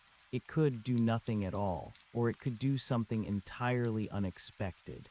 He paused, his sharp eyes scrutinizing my face. "Are you willing to take that risk?" I looked at the dark monolith, shimmering faintly in the strange light of the goggles. I thought of the vanishing tower, the old man, the silver-haired woman, their knowing smiles. I thought of my own shattered worldview and the desperate need to piece it back together. "Yes," I said, my voice firmer this time. "Let's do it." Thorn nodded, a grim determination on his face. "Very well. We proceed with extreme caution. I will approach. You remain here, observe, and document everything. If anything unexpected happens, anything that feels wrong, you are to retreat immediately. Understood?" "Understood," I replied, my heart pounding. He adjusted his backpack, checked his instruments, and then, with a deep breath, began to move towards the monolith. He walked slowly, deliberately, his every movement precise. I watched through my goggles, my breath held tight in my chest. As he drew closer to the barren circle around the monolith, the shimmering energy intensified, swirling around the structure like an invisible eddy. The air grew perceptibly colder, and I felt a faint pressure behind my ears, a ghost of the hum. The mark on my wrist burned with a dull ache. Thorn reached the base of the monolith, standing directly before the circular indentation. He paused, looking back at me, a silent question in his eyes. I gave him a small, shaky nod. He turned back to the monolith, holding the gear in his outstretched hand. The small piece of dark metal shimmered and pulsed, a vibrant, living thing in his grasp. With painstaking slowness, he raised it, aligning it with the indentation. It fit perfectly. With a soft, almost inaudible click, the gear slid into place. For a moment, nothing happened. The monolith remained dark, silent, imposing. Then a low, resonant thrum began to emanate from the structure, not like the deafening hum I'd experienced before, but a deep, powerful vibration that resonated through the earth itself, through my very bones. The air around the monolith intensified, swirling with visible energy, like a miniature aurora borealis confined to the immediate vicinity of the structure. The goggles intensified the effect, making the monolith glow with an inner fire, a deep, pulsating violet. The cold intensified dramatically, a profound, penetrating chill that radiated from the structure, despite the sun still high in the sky. Thorn stood frozen, his hand still resting on the gear, his face a mask of awe and apprehension. Then from the smooth, unblemished surface of the monolith, lines of faint, glowing light began to appear. They started from the circular indentation where the gear was now embedded, spreading outwards, forming a complex geometric pattern across the entire structure. the lines pulsed with the same violet light, gradually brightening, until the monolith was outlined in a stunning, intricate web of light. And then a sound, not a hum, not a thrum, but a pure, crystalline tone, deep and resonant, filling the air, vibrating not just in my ears but in my entire being. It was a sound that reached beyond my eardrums, seeming to resonate directly within the chambers of my heart, the marrow of my bones, the very core of my being. It wasn't loud in a deafening sense, but intensely present, a symphony of pure, impossibly clear notes that harmonized into a single, overwhelming chord. The vibration it induced was profound, a tingling warmth spreading from the black mark on my wrist, through my arm, and into my chest. The strange goggles intensified the visual spectacle. The violet lines crisscrossing the monolith pulsed in sync with the crystalline tone, making the ancient stone structure seem alive, breathing light and sound into the frigid mountain air. Elia's Thorn stood before the monolith, his hand still on the gear, utterly motionless. His silver hair, usually wild, seemed to flatten against his head, as if responding to an unseen force. His posture was rigid, his gaze fixed on the glowing patterns, a look of profound awe mixed with something akin to reverence on his face. He was not just observing, he was experiencing, absorbing every facet of this impossible transformation. The cold which had been radiating from the structure now seemed to deepen, to solidify, pushing back the natural warmth of the day. My breath plumed invisible clouds, despite the sun still shining overhead. The air crackled with a dry, static energy, making the hairs on my arms stand on end. I felt a dizziness, a subtle disorientation, as if the very fabric of space around us was twisting, stretching. The world through my goggles seemed to waver, the distant peaks blurring at the edges, the solid ground beneath me feeling strangely insubstantial. Then the monolith began to change further. The lines of violet light, previously static, started to flow, to move, tracing intricate geometric patterns that shifted and reformed with bewildering speed. The stone itself seemed to soften, to lose its solidity, becoming translucent in places, revealing depths within depths. It was like looking into a kaleidoscope of pure energy, a window opening into an alien geometry. And through the swirling, shifting patterns, I began to perceive movement, not inside the monolith, but behind it, or perhaps within the space it now occupied. Flickers of shadow, impossible shapes that defied three-dimensional understanding, darted across my vision. They were fleeting, gone as quickly as they appeared, like glimpses of fish swimming in a murky, glowing pond. The crystalline tone intensified, reaching a crescendo that vibrated through my teeth, threatening to shatter my composure. I felt a pressure building in my head, a tightness behind my eyes. My mark burned, a painful throb that echoed the thrumming in the air. I squeezed my eyes shut for a moment, trying to reorient myself, to escape the overwhelming sensory input. But even with my eyes closed, the light of the monolith seemed to imprint itself on my mind, a pulsing violet afterimage. The crystalline tone resonated deep within me, an internal chorus. When I opened my eyes again, the sight before me had transformed yet again. The front face of the monolith, where Elias stood, was no longer solid. It had become a swirling vortex of violet light and shadow, like a portal opening. And through it, no longer mere flickers, but distinct shapes began to coalesce. They were the Guardians. Two of them perfectly spherical, glowing with that same soft, internal luminescence I had seen on the mountain. But here they were larger, more defined, their light more intense. They hovered just beyond the shimmering threshold of the monolith, utterly still, their unblinking gaze fixed directly on Elias. Around them, the air shimmered with that familiar, unsettling distortion, a heat haze in the biting cold. And now I could clearly see the subtle, almost imperceptible ripple in reality that accompanied their presence. My blood ran cold. The terror I had felt on the mountain returned with crushing force. These were the things that had chased me, that had left the scorched marks, that had branded me. And now, Elias was standing directly in front of them, seemingly unafraid, mesmerized. The crystalline tone shifted, evolving into a complex melody, a series of rising and falling scales that seemed to convey meaning, to speak directly to some ancient part of my brain. It wasn't language, not as I understood it, but a pure, abstract communication, a narrative told in light and sound. Elias slowly, almost imperceptibly, raised his other hand. He extended his fingers towards the guardians, a gesture of silent communion. He seemed utterly devoid of fear, lost in a profound moment of connection. His eyes, though hidden by the goggles, I imagined were wide with wonder.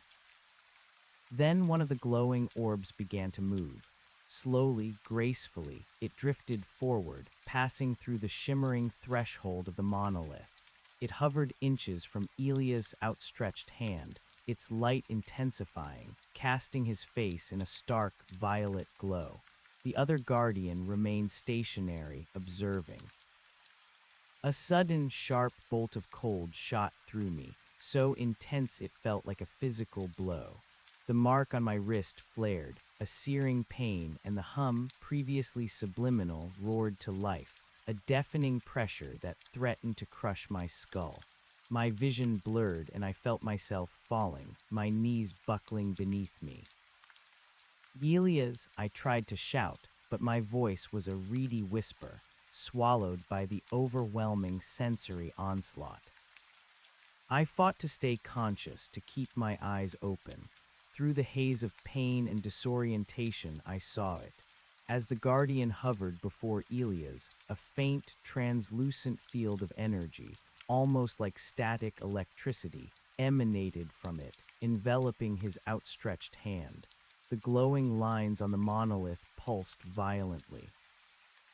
Then Elias slumped, not fell but simply sagged. His hand dropped from the monolith, the gear still embedded, and he collapsed to his knees, his head bowing low. He wasn't unconscious, but he seemed utterly drained, as if a profound energy had been siphoned from him. The intense violet glow of the monolith dimmed slightly, and the crystalline tone softened, becoming less piercing. The guardian, as if its task was complete, slowly retracted, drifting back through the shimmering portal into the depths of the monolith. The vortex of light and shadow began to recede, the glowing lines on the monolith flickered, and the stone surface slowly, inexorably, began to solidify once more. The cold eased slightly, the hum receded to a background thrum, and the pressure in my head diminished. I struggled to my feet, my legs like jelly, my breath ragged. My heart hammered, but it was no longer solely fear. It was an urgent, desperate concern for Elias. I stumbled forward across the barren ground towards him. Elias, I called out, my voice still hoarse. He didn't respond. He knelt there, head bowed, utterly still. The monolith, now almost completely returned to its quiescent state, still pulsed faintly with an internal violet glow, the gear still embedded, a dark, silent eye in the stone. I reached him, dropping to my knees beside him. Elias, are you all right? I gripped his shoulder, my hand trembling. He slowly raised his head. His face was pale, almost translucent, and his eyes, visible now that he no longer wore the goggles, were wide and unfocused, filled with an ancient weariness. But there was also a profound serenity in them, a deep, unsettling peace. I saw it, he whispered, his voice raspy, barely audible. The heart of it, the confluence. What did you see, Elias? What happened? I pressed, my own fear momentarily eclipsed by his strange state. He closed his eyes, taking a slow, shaky breath, knowledge an ocean of it, and a purpose ancient beyond measure. He looked at me again, and the serenity in his eyes was replaced by a flash of urgency. They confirmed it. The sentinels, they are not just observation posts. They are anchors, stabilizers, keeping the shroud intact. Shroud, I prompted, bewildered. The separation between realities, he explained, his voice gaining a fraction of its former strength. The veil, they maintain it, and that gear, it is part of the mechanism, a regulator. It ensures the integrity of the barrier. He gestured weakly towards the monolith. When you removed it from Harper's Junction, you destabilized that particular node. You inadvertently thinned the veil even further, causing the Guardians to become active, to seek out the missing component, to re-establish the balance. So they were trying to get it back from me. Yes, or rather to guide it back, to ensure its return. Your mark, it was a means for them to perceive your connection to the missing part, to guide you here in a way. He coughed, a dry, rattling sound that shook his frail frame. They don't act with malice, young man, just function, maintenance. And in doing so, they protect us from what lies beyond the shroud. What lies beyond? I asked, a fresh wave of dread washing over me. Elia's eyes grew distant again, a flicker of something vast and terrifying passing through them. Things not meant for mortal minds, energies that would unravel us, entities that do not understand our form of existence. Chaos, order so alien it would seem like chaos. They are the guardians of a delicate balance, and we are children playing too close to the edge of a precipice. He tried to push himself up, but his strength failed him. I helped him, pulling him to a sitting position against the cold stone of the monolith. He leaned heavily against it, his eyes fixed on the gear, still embedded. The connection, he murmured, touching the mark on his wrist, which now seemed to glow faintly, reflecting the distant violet light from the monolith. It runs deep now, with you, and with me. We are both attuned, changed. I looked at my own wrist. The black mark pulsed with a steady, rhythmic beat, a low-frequency hum that seemed to resonate directly with the monolith's new internal thrum. The cold I had felt from it was gone, replaced by a subtle internal warmth. What did the Guardian do to you, Elias? I asked, remembering the translucent field of energy. He gave a weak, mirthless chuckle. It gave me more than I was ready for, a torrent of data, a glimpse of their perspective. It was overwhelming, like trying to drink from a fire hose. My mind, my body, it was not built to withstand such an influx, but I saw enough, I understood enough. He closed his eyes again, his breathing shallow. The shroud is thinning, everywhere, not just here. The balance is shifting, and the sentinels, they are struggling to maintain it. Why? I pressed, desperate for answers, even as fear threatened to overwhelm me. Earth's energies, cosmic influences, solar cycles, and something else, something from the other side pushing, seeking a way through. Elias opened his eyes, now sharper, more focused, though still holding that profound weariness. This gear, this component, it's not just a regulator. It's a key, yes, but it's also a stabilizer, a conduit. It can be used to strengthen the veil or to open it further. My blood ran cold. Open it further. Why would anyone want to do that? Ignorance, greed, a thirst for power beyond comprehension, Thorne rasped. There are those who have always sought these thresholds, these thin places, ancient societies, secret orders. They believe the sentinels hold the key to ultimate knowledge, to dominion. They don't understand the dangers. They don't understand that what they seek to control might simply consume them. He looked at the gear in the monolith, then at the mark on my wrist. You were meant to find it, the piece, and perhaps you are meant to understand how to use it, not to exploit, but to protect. The weight of his words, the sheer, impossible burden of it, settled on my shoulders. I was just an ordinary guy, a college graduate who wanted to hike. Now I was being tasked with safeguarding reality itself. Yelia's, I can't do this alone, I said, my voice tinged with panic. You won't be alone, he replied, his voice softer but no less firm. I will guide you for as long as I can. My life's work, it has led to this, and you, young man, you are the unexpected heir to it. He reached out, his hand trembling slightly, and placed it on my arm.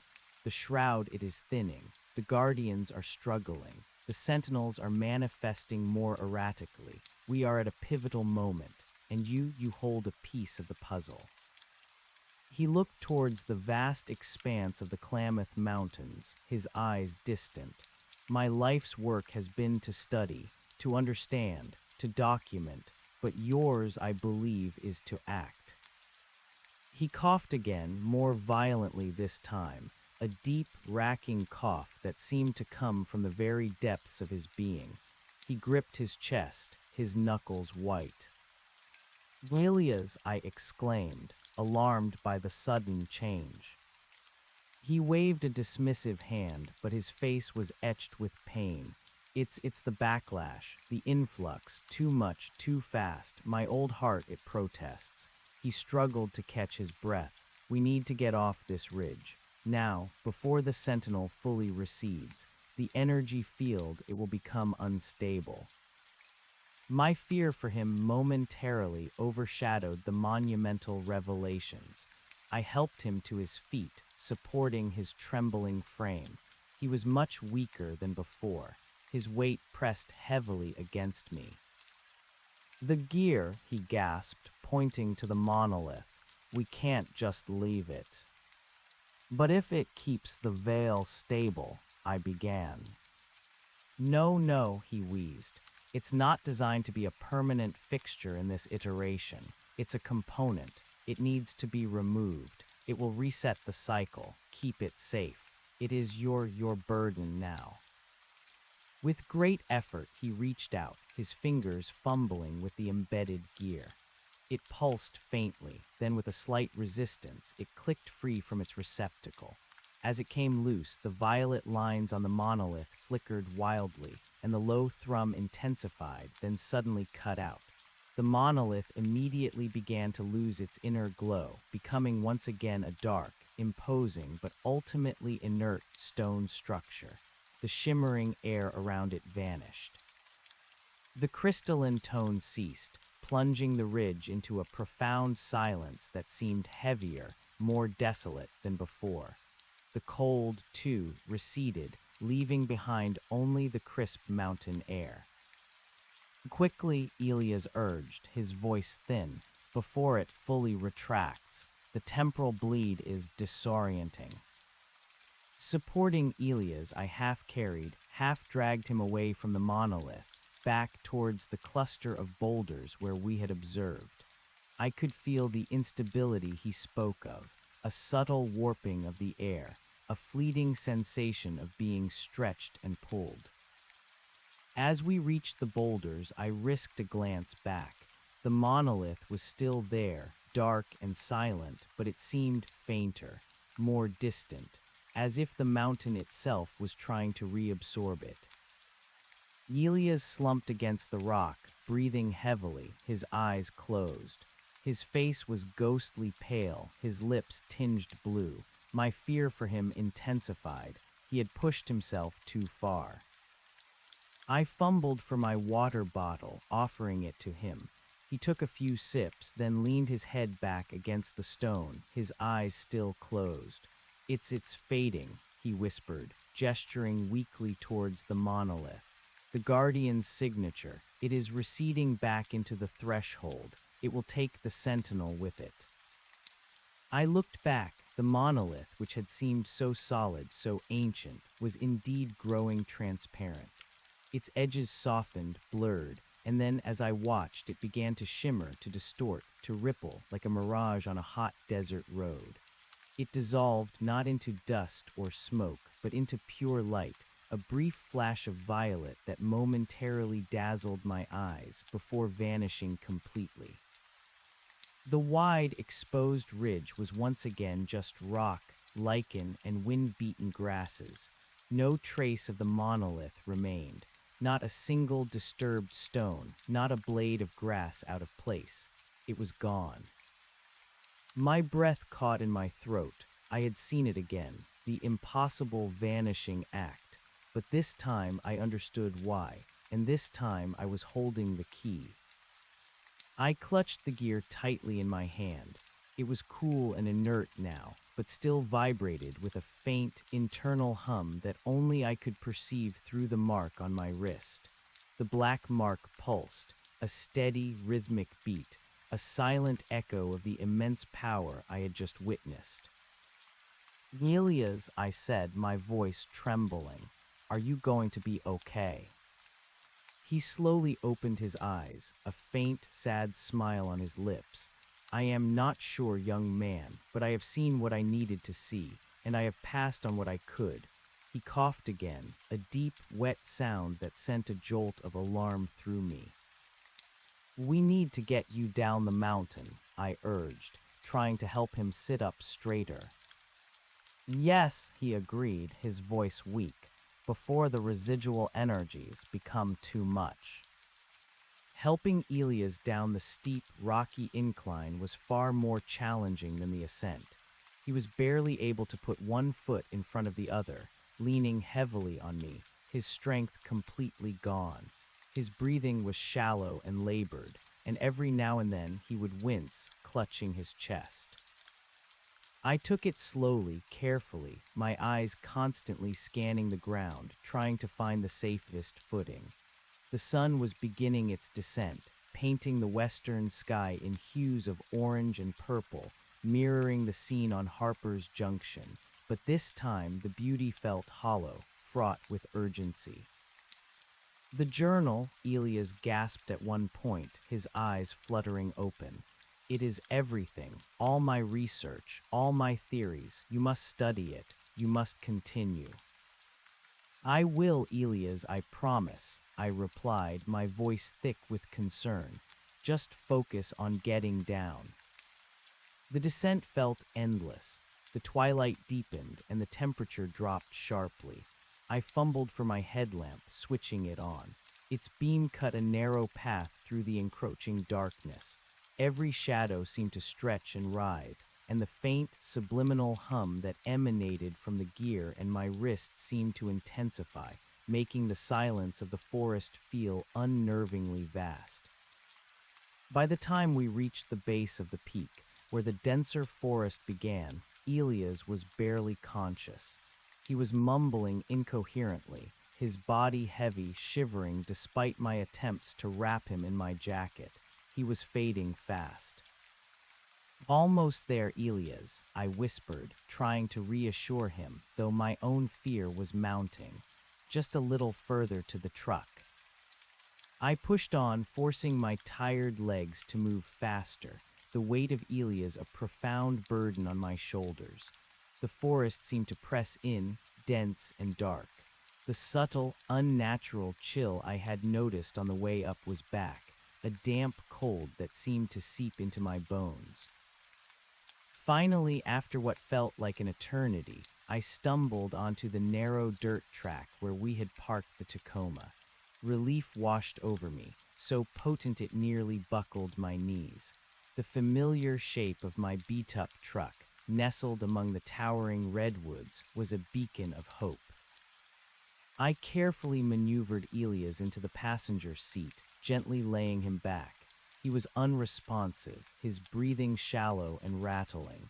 I quickly stripped off my jacket and draped it over him, then fumbled for the first aid kit in my backpack. There was little I could do for whatever had happened to him internally, but I could try to keep him warm. I jumped into the driver's seat, fumbling with the keys. The engine roared to life, a comforting, familiar sound that momentarily pushed back the encroaching strangeness of the forest. I turned the truck around and began to drive slowly, carefully, over the rutted, overgrown track, back towards Raven's Roost.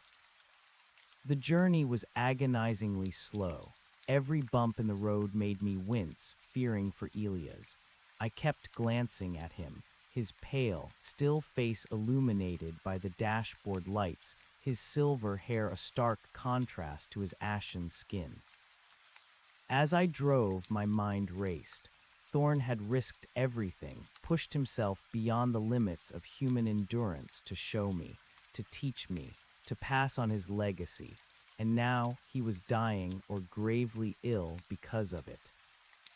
The gear, clutched in my other hand, felt like a burning coal, heavy with responsibility. The black mark on my wrist throbbed. I was no longer an innocent bystander. I was inextricably woven into this impossible reality. Finally, the track widened, and I saw the first dim lights of Raven's Roost. The few cabins and trailers appeared like ghosts in the redwood gloom.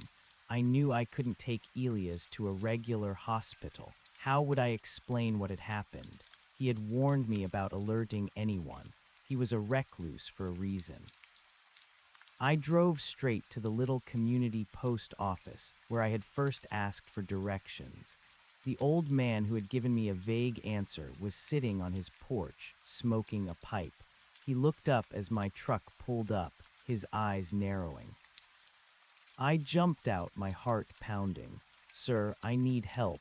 Elias Thorn, he's very sick. He collapsed on the mountain." The old man slowly lowered his pipe. His eyes, though wary, held a flicker of understanding, of something more. He glanced at my truck, then at my wild eyes, then, for a split second, his gaze seemed to linger on my left wrist. "Thorn, eh?" he mumbled, his voice gravelly. "Went too far this time, did he?" He stood up slowly, deliberately. "Bring him in. My wife, she's got away with herbs, and she knows Thorn. She'll know what to do." A profound wave of relief washed over me. They knew. They understood in their own quiet way. These isolated communities, these remote towns, they were not as oblivious as I had once thought. They lived with the whispers of the Cascades, the shifting sentinels, and the guardians of the Vale in their own stoic manner. With the old man's help, I carefully carried Elias into his small, rustic cabin. His wife, a stern-faced woman with kind eyes, immediately took charge. She examined Elias, her touch gentle but firm. She didn't ask questions about what happened or why he was in this state. She just nodded gravely, her gaze falling briefly on my wrist, then on the gear I still clutched in my hand. "He pushed himself too hard," she murmured, more to herself than to me. "Always did. Too much knowledge for one man to carry." She began to prepare a pungent-smelling poultice and a steaming mug of herbal tea. "He'll need rest, and quiet. We'll do what we can." I sat in a corner of their cabin, watching as they ministered to Elias. The weight of the day's events, the revelations, the terror, the profound sense of responsibility began to settle upon me. Elias' journal, which I had retrieved from his cabin before leaving, was in my backpack, a constant, heavy presence. The gear was still in my hand, its faint internal hum a constant reminder. I was no longer the restless college graduate seeking adventure. I was an accidental initiate, branded by the unknown, burdened with a secret that could unravel my understanding of reality. My life had irrevocably changed. The next few days were a blur of waiting and worrying. Elias remained gravely ill, drifting in and out of consciousness. When he was lucid, his eyes would find mine, and he would murmur snippets of his profound understanding. The balance, critical, the convergence, the veil. He pressed upon me the absolute necessity of understanding the journal, of continuing his work. The old man and his wife, whose names I learned were Silas and Martha, were kind but guarded. They treated Elias with a quiet reverence, a mixture of respect and concern. They never asked me direct questions about what had transpired on the mountain, but their eyes held a deep, knowing understanding. They clearly believed in the shifting sentinels and the hidden layers of reality in their own practical, rural way. They had lived with it for generations, accepting it as part of the wild, untamed nature of their world. Martha occasionally gave me a small, bitter-tasting tea, saying it would help me ground myself. She knew about the mark on my wrist and about the gear without me having to explain. "It will settle," she told me, patting my hand, "but it will always be there, a part of you now." I spent my days poring over Elia's journal. It was a treasure trove of information, meticulously kept notes, diagrams, and theories spanning decades. He detailed cycles of sentinel appearances, correlations with geomagnetic anomalies and celestial events, and anecdotal accounts of strange occurrences from across the Pacific Northwest and beyond. He had even developed a complex system of predictive analytics, attempting to pinpoint when and where the next manifestations might occur. His theories on the nature of the sentinels were far more detailed than what he had shared with me on the ridge. He believed they were not just observation posts, but dimensional fulcrums, drawing energy from the telluric currents of Earth to stabilize the very fabric of reality at points where the veil was naturally thin. The guardians, he theorized, were biomechanical constructs, programmed entities designed to maintain the integrity of these fulcrums, to prevent anything from passing through the portal when it was in a quiescent or observation state, and to ensure the sentinels themselves remained secure. The gear I held was, as he had described, a regulator key, a component that allowed for controlled interaction with the sentinel's core mechanism, capable of either strengthening or weakening the veil, depending on its use and the wielder's intent. The sheer scope of his research was staggering. He had truly dedicated his life to this secret, and now it was all in my hands. The mark on my wrist continued to throb, sometimes warm, sometimes chilling, but it was becoming less painful, more like a constant, subtle presence. I learned to tune into it, to use it as a kind of internal compass for the subtle energies Thorn had taught me about. The gear, too, hummed faintly, always present, always calling to me. One evening, about a week after our return from the Klamath Mountains, Elias stirred. He woke, his eyes clearer than they had been, though still profoundly tired. He looked at me, a flicker of his old fire returning to his gaze. "The journal," he whispered, his voice weak. Have you read it?" "Every word," I replied, pulling my chair closer. "I'm trying to understand, Elias, I really am." He nodded, a faint smile on his lips. Good, there is so much to do. The shroud, it is thinning. Faster now, the convergence, it is upon us." "What convergence?" I asked, my heart hammering. "The merging, the layers, they are coming closer. The barriers, they will not hold indefinitely. We need to stabilize, to reinforce." His voice was barely a whisper, fading in and out. "The keys, you have one. There are others, ancient, powerful, buried, the guardians they know." He struggled to take a breath, his hand clutching his chest again. "The sentinels, they are not enough, not anymore, not for what's coming." "What's coming, Elias?" I urged, leaning closer. His eyes for a moment seemed to glow with an inner light, a profound understanding. "The Watchers, they are preparing for the transition, for the great unraveling." He coughed again, a deep, rattling sound that shook his whole body.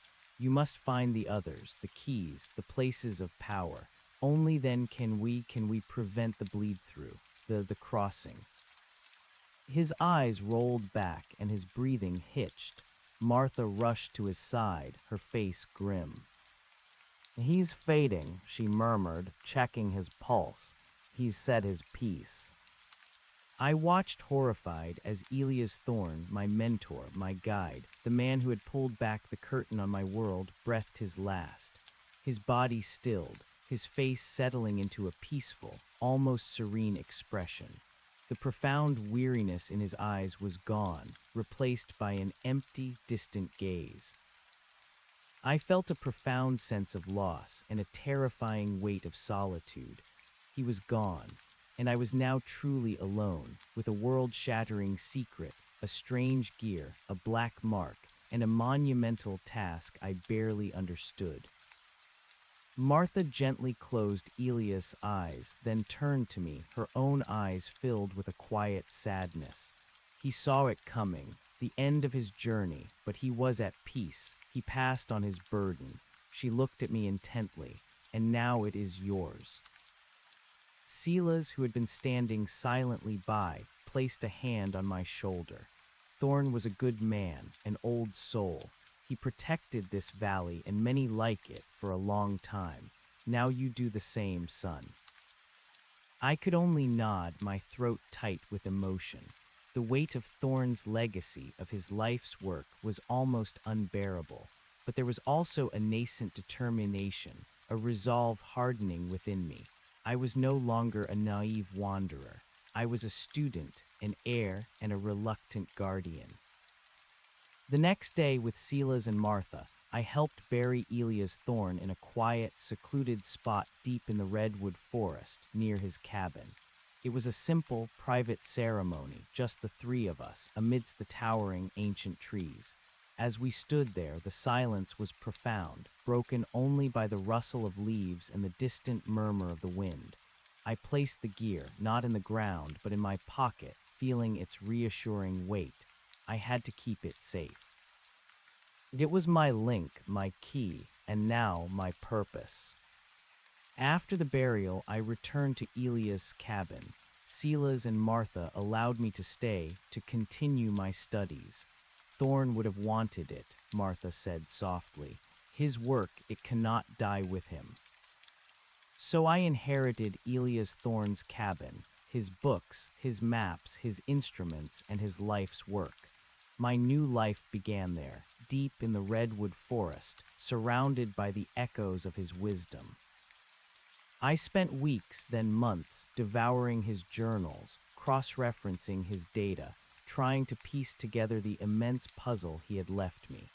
I learned about other keys he had theorized about, ancient artifacts, megalithic structures, even natural formations that seemed to resonate with the Sentinel's energies. He had sketches, cryptic notes, and rough coordinates for potential locations across the globe, focusing primarily on the Pacific Northwest, but with hints of connections to other remote wilderness areas. His predictions regarding the convergence became more alarming the more I understood. He believed that the thinning of the veil was not a random occurrence, but an accelerating process driven by a combination of natural cycles and possibly an external, unknown force. The Watchers he mentioned in his dying breath, he theorized, were the entities on the other side, preparing for this convergence, this great unraveling, where the layers of reality might fully merge. The implications were terrifying. If the veil truly failed, what would bleed through? What would happen to our world, to humanity, if the barriers between dimensions collapsed? I continued Thorne's practice of monitoring energy fluctuations, using his old but still functioning instruments. My sensitivity, enhanced by the mark on my wrist, grew steadily. I could now feel the telluric currents in the earth, the subtle shifts in atmospheric energy. I learned to interpret the faint hum, not as a random sound, but as a signature, a vibrational blueprint of the Sentinel's distant presence. The mark on my wrist became a constant, internal gauge, sometimes tingling with an almost electric intensity, especially when the instruments showed a surge in localized energy. The gear, which I now carried in a specially sewn, shielded pouch in my backpack, sometimes pulsed with a faint internal light that only I could see, even through the fabric. It was calling to me, confirming its importance, its active role in this hidden reality. One late autumn evening, as the redwoods began to shed their leaves in a silent, slow dance, I was poring over Thorne's most recent journal entries. His handwriting, usually precise, had become shaky towards the end, filled with a frantic urgency. He had identified a cluster of increasing energy signatures in a remote, almost inaccessible region of the Olympic Mountains in Washington state. It was a place he had called the Whispering Peaks, and he suspected it housed not just one sentinel, but a nexus, a powerful confluence of energy. He believed it held another key. His notes were fragmented, filled with warnings and dire predictions. He spoke of ancient guardians, living architecture, and the resonance of forgotten purpose. He had been planning an expedition there before his encounter in the Klamaths. It was his next, and ultimately his last, major lead. I closed the journal, my heart pounding. The mark on my wrist was throbbing, a steady, insistent beat. The air in the cabin, usually still, felt charged, expectant. The hum was louder tonight, a deep, pervasive vibration that seemed to emanate from the very earth beneath the cabin. I stood up, walked to the large wall map, and found the Whispering Peaks in the Olympic Range. It was a place Thorne had marked with a cluster of faded symbols, almost like constellations on the earth. It was a destination that seemed to pulse with a silent urgency from the map, calling to me with the same irresistible pull that had drawn me to Thorne in the first place. This was more than just the next step in my journey. It felt like a culmination, a test of everything I had learned, and a desperate race against an unknown, accelerating timeline. The decision was made. I spent the next few days in a frantic blur of preparation, guided by Thorne's meticulous notes and my own growing instincts. I packed the Tacoma with everything I could possibly need: specialized climbing gear, a more robust and weather-resistant tent, a much larger supply of freeze-dried food, water purification tablets, and an expanded first aid kit, complete with stronger pain relievers and sedatives. Thorne's instruments, now my own, were carefully cushioned and stored. The EMF detector, the Geiger counter, the oddly tinted goggles, and a more advanced spectral analyzer Thorne had built himself, capable of detecting subtle variations in light and energy that were invisible to the naked eye. I even packed a small, portable solar charger for my phone, though I knew deep down that in the remote reaches of the Olympics, it would likely be useless. The most crucial item, the gear, I kept in a specially designed, lead-lined pouch in my backpack. Thorne's later notes suggested that while it was a key, it also emitted a low-level, subtle energy signature that could attract undue attention from the Guardians if not properly shielded. The black mark on my wrist, however, could not be shielded. It throbbed constantly now, a silent, internal compass that felt increasingly intertwined with my own pulse, a direct conduit to the unseen energies around me. Before I left, I made a pilgrimage to Elia's grave, a simple cairn of stones nestled under the towering redwoods.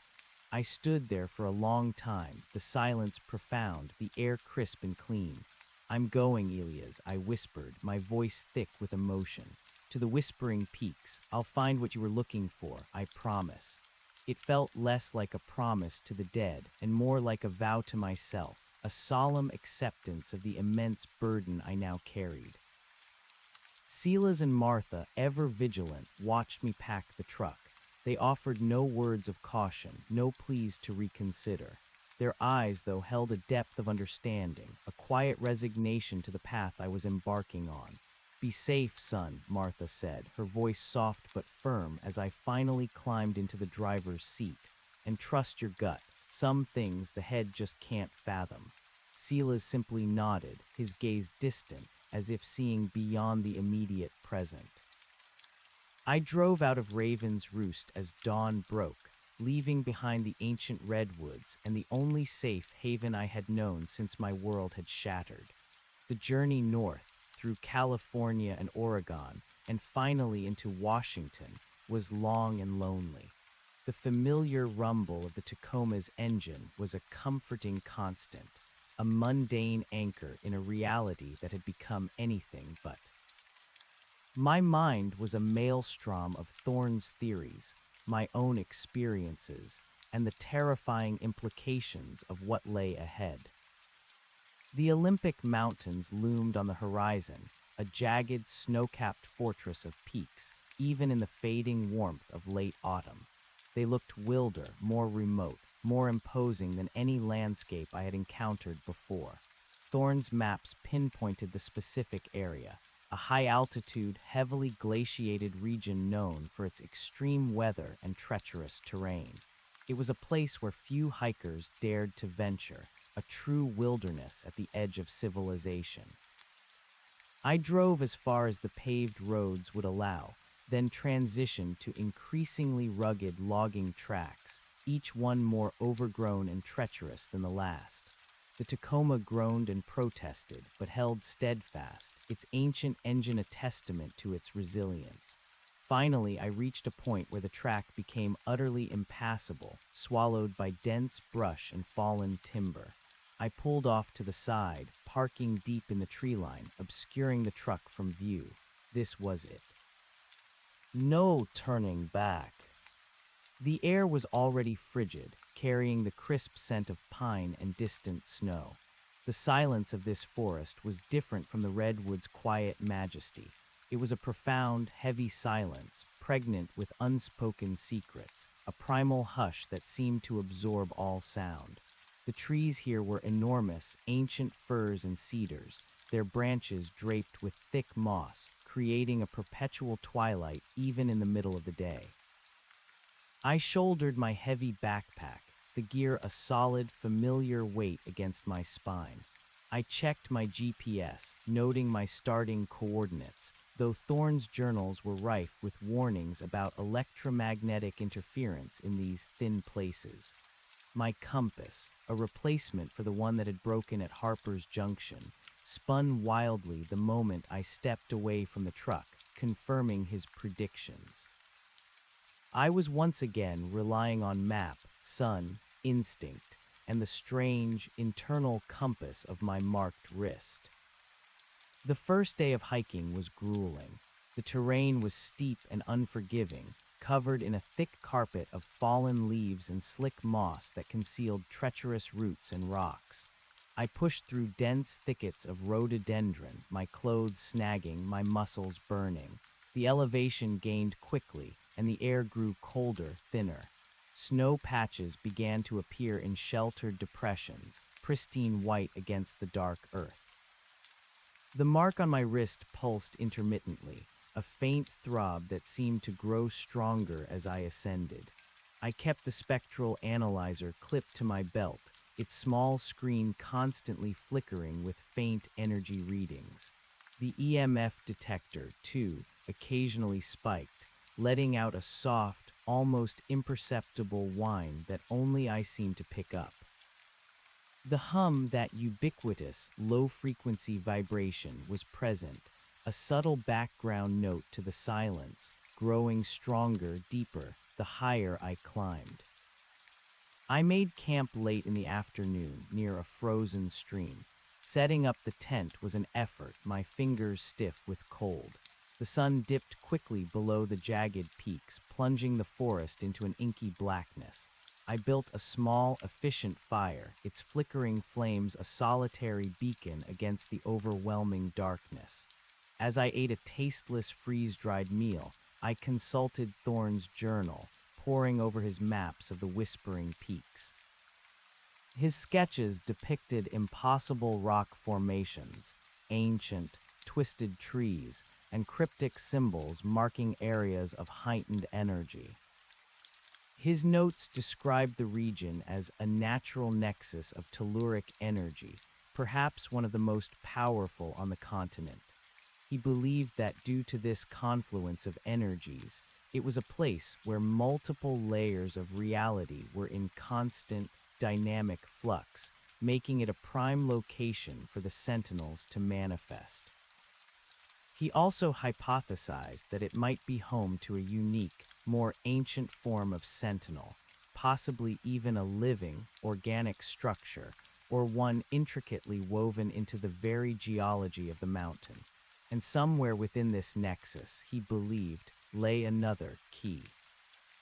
Sleep that night was fitful, haunted by the rustle of unseen creatures in the darkness, the mournful sigh of the wind through the ancient trees, and the constant, subliminal hum that seemed to resonate deep within the earth. I kept Thorn's goggles beside me, ready. The next morning I woke to a world transformed. A fresh layer of snow had fallen overnight, blanketing the forest in pristine white. The air was even colder, sharp and biting. But despite the chill, I felt a strange exhilaration. The snow muffled all sound, creating an almost spiritual quiet, a profound stillness that amplified the hum, making it feel closer, more pervasive. My instruments were more active now. The EMF detector hummed steadily, a low, continuous whine. The spectral analyzer showed constant, fluctuating energy readings, subtle shifts in light and shadow that seemed to dance at the edge of perception. And the black mark on my wrist throbbed with a constant, warm pulse, a persistent internal beacon. The hike became even more challenging. The snow concealed the treacherous terrain, making every step a calculated risk. I post-holed repeatedly, sinking hip-deep into drifts, pulling myself out with burning muscles. The ascent grew steeper, the trees sparser, replaced by stark, snow-covered rock faces and wind-sculpted formations. As I climbed above the tree line, the full majesty of the Olympic range unfolded before me. Towering, snow-clad peaks stretched as far as the eye could see, a breathtaking, desolate landscape. But amidst the natural grandeur, I began to see anomalies. Thorne's notes spoke of impossible geology, and now I understood. Here and there, dark, angular rock formations jutted from the snow, their shapes too precise, too geometric to be entirely natural.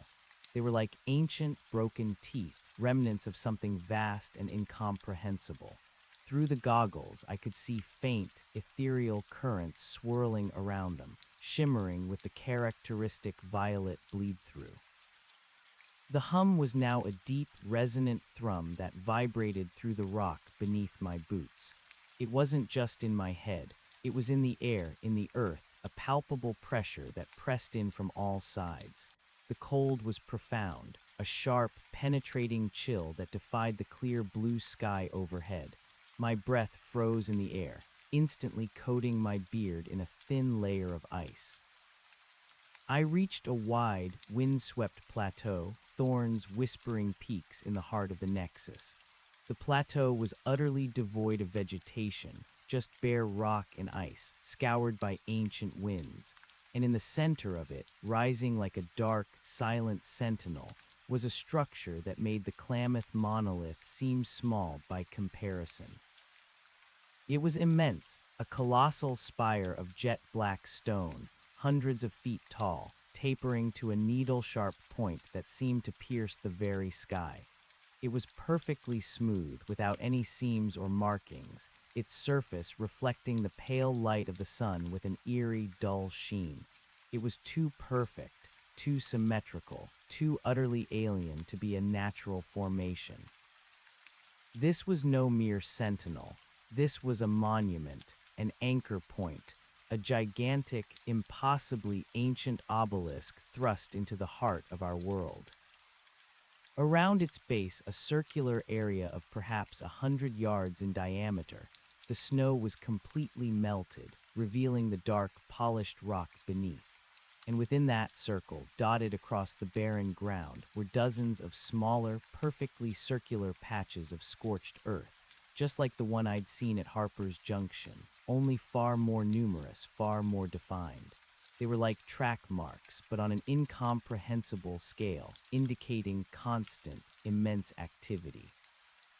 My heart hammered against my ribs, a frantic drum against the backdrop of the deep, pervasive hum. This was it, the nexus, the core of Thorne's lifelong quest. I fumbled for Thorne's goggles, pulling them on. The world exploded with color and energy. The great spire glowed with an internal, pulsating violet light, far more intense than the Klamath monolith.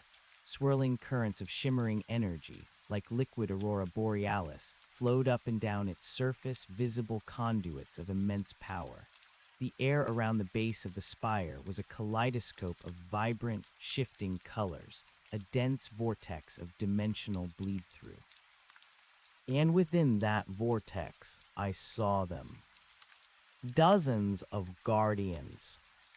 They were everywhere, shimmering in the turbulent energy field around the spire.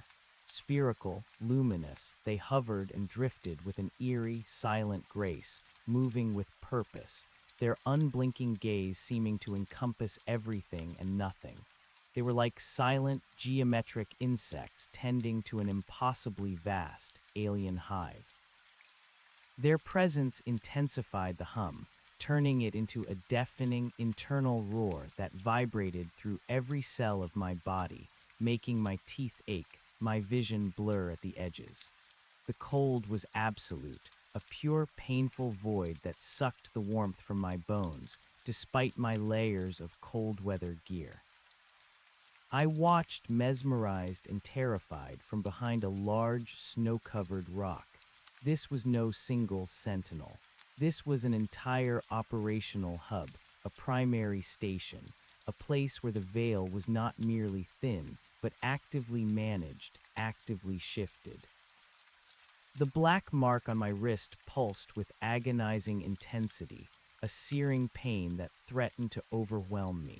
The gear in my shielded pouch began to vibrate violently, a rhythmic thrum that resonated against my spine, even through the lead lining. It was calling to them, or they were calling to it. I knew with chilling certainty that I had to get closer. Thorne's journal had hinted at this. He believed that within the Nexus, amidst the multitude of sentinels and guardians, there might be a central control point, a master mechanism, and that it would require the gear to interact with it. I took a deep breath, trying to steady my racing pulse. This was beyond anything I had imagined. This was the precipice Thorne had warned me about, the edge of an unraveling reality, but I had come this far. I had to know. I activated Thorne's specialized spectral camera, a compact device capable of capturing multispectral images, hoping to record what I was witnessing. Then, with a silent prayer to Elias, I began to move forward slowly, deliberately, towards the pulsating, alien spire. Each step was a monumental effort. The cold was paralyzing, the hum deafening, the visual overload from the goggles disorienting. The air crackled with raw energy, making my hair stand on end. As I neared the edge of the barren circle, the scorched ground crunched under my boots, silent testimony to the constant activity of the guardians. They didn't seem to notice me at first, or perhaps they simply didn't care. They drifted in complex, synchronized patterns around the spire, their luminous bodies casting eerie, shifting light on the dark rock. They were tending to the spire, to the shimmering vortex around its base, to the very fabric of reality. I reached the edge of the barren ground, about 50 yards from the spire, and dropped to one knee behind a low rise in the rock, trying to blend in. The view was even more overwhelming here. The spire pulsed with a dizzying array of violet and blue lights, the shimmering air around it swirling like a cosmic kaleidoscope. The hum was an internal pressure, an unbearable weight on my mind.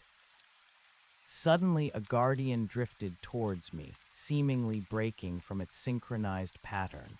It moved slowly, smoothly, its unblinking gaze fixed directly on me. My heart leaped into my throat. It had seen me. I froze, barely daring to breathe. The black mark on my wrist burned, a searing agony. The gear in my pouch vibrated with a frantic, rhythmic pulse. The guardian drifted closer, its light intensifying, illuminating the rock around me in a stark, violet glow.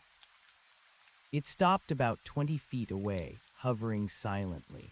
Its unblinking spheres seemed to bore into my very soul, searching, analyzing. I could feel its presence like a palpable pressure, a cold, alien intelligence probing the depths of my mind. It was not hostile, not aggressive, but utterly, profoundly indifferent to my fear, utterly focused on its purpose. Then, from the depths of the shimmering air around the guardian, a faint, metallic scent began to emanate, that sweet, cloying aroma I had encountered at Harper's Junction, only far stronger, almost overwhelming. It made my stomach churn, my head swim. Suddenly, the guardian tilted slightly, and a thin, almost invisible beam of pure, focused light emanated from its center, striking the shielded pouch on my backpack. The light was not hot, but it vibrated with an intense, low-frequency hum that resonated through the material, through the lead lining, directly into my spine. The gear inside pulsed violently, its internal light flashing, visible even through the thick fabric. The Guardian wasn't just observing, it was reacting to the gear. It was trying to access it, to retrieve it, perhaps. The implications were terrifying. I was no longer an unnoticed intruder. I was an active variable, a potential threat, or perhaps a vital component. I clutched the backpack, instinctively trying to shield the gear. The beam from the Guardian intensified, and the hum became a vibrating roar, rattling my teeth, blurring my vision. My mark flared with excruciating pain, and I felt a profound cold begin to spread from my wrist, engulfing my arm, my chest, my entire body. My muscles tensed, convulsing uncontrollably. I knew this feeling. It was the prelude to collapse. Just as my vision began to fade, a new sound cut through the deafening hum. It was a high-pitched shriek, sharp and piercing, coming from the depths of the shimmering energy field around the spire. It was utterly alien, a sound of pure, concentrated fury, unlike anything I had ever heard. The Guardian before me immediately retracted its beam, turning its luminous body towards the spire. Its light intensified, and it moved with incredible speed, joining a cluster of other Guardians that were now converging on a specific point at the base of the colossal obelisk. Through my blurring vision, I saw it. The swirling vortex of violet light around the spire began to intensify, churning with furious energy. The colossal spire itself pulsed with an angry, pulsating crimson light, overwhelming the previous violet. The hum mutated into a cacophony of screeching, grinding sounds, a symphony of discord and alarm. Something was happening, something unexpected. Suddenly, a massive fissure, glowing with the same angry crimson light, ripped open on the smooth surface of the spire near its base.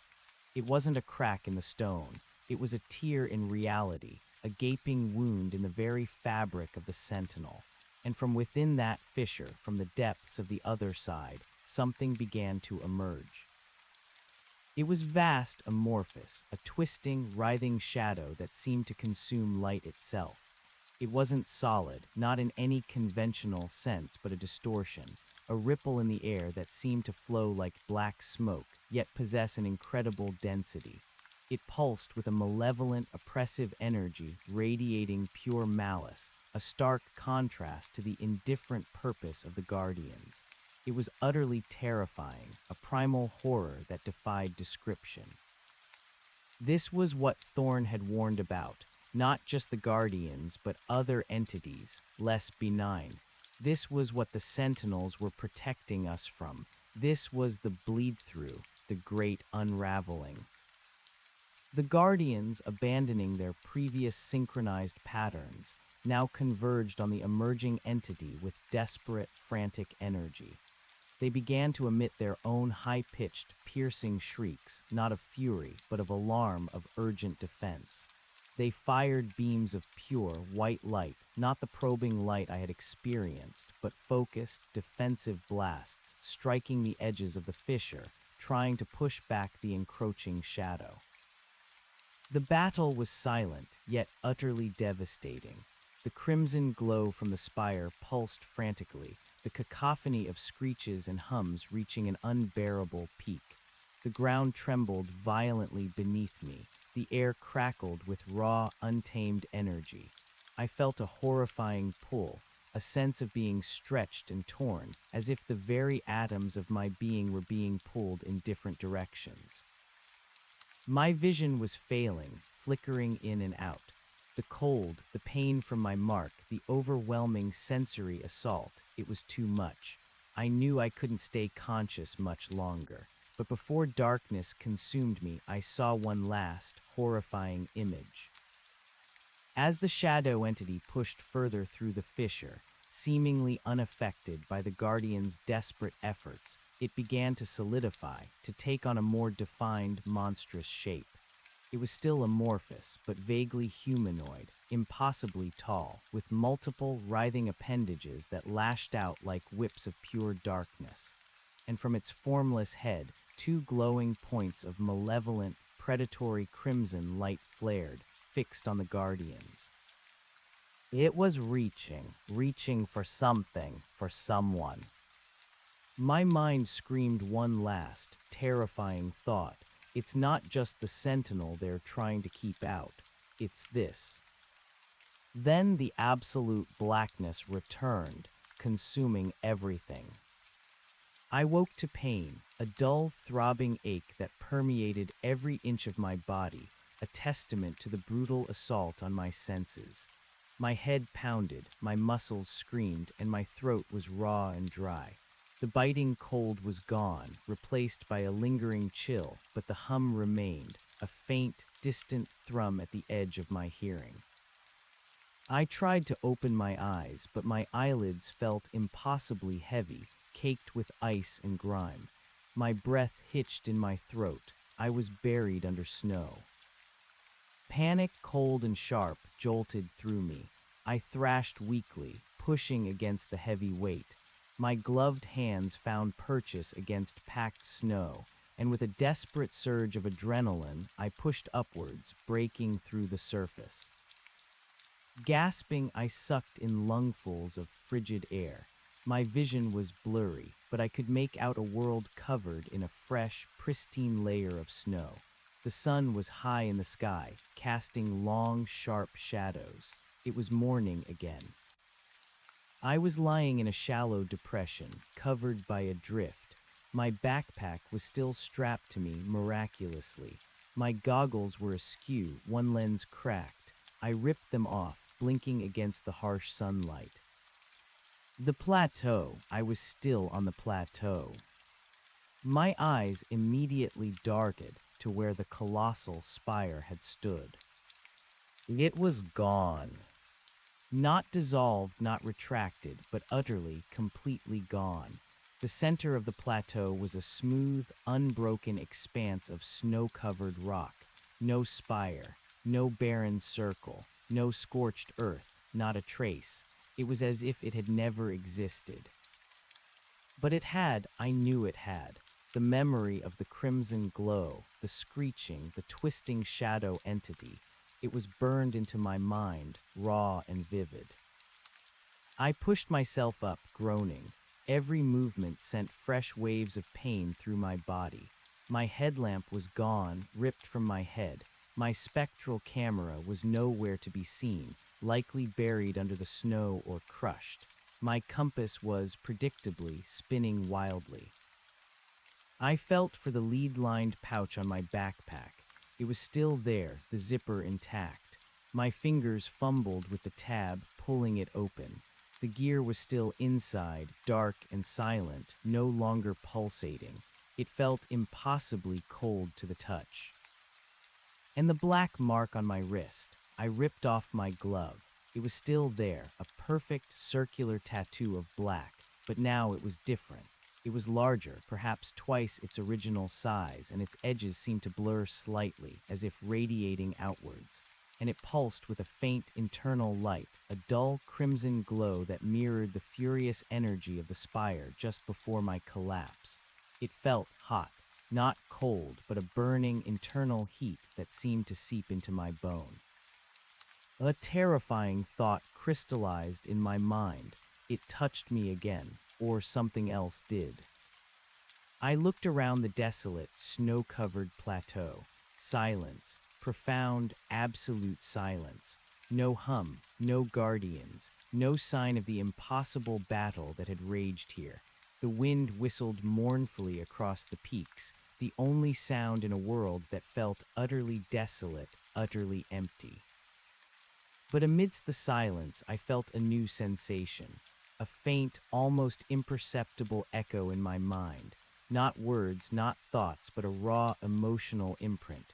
Fear and anger, but not mine. It felt residual, lingering. A faint imprint of the shadow entity's malice, and a deeper, more primal sense of struggle, of desperation from the guardians. The veil hadn't just thinned, it had torn, and something had almost come through. I looked at my enlarged, crimson pulsing mark, then at the silent, cold gear. Thorn's final words echoed in my mind. The keys you have won. There are others, ancient, powerful, buried, the guardians they know.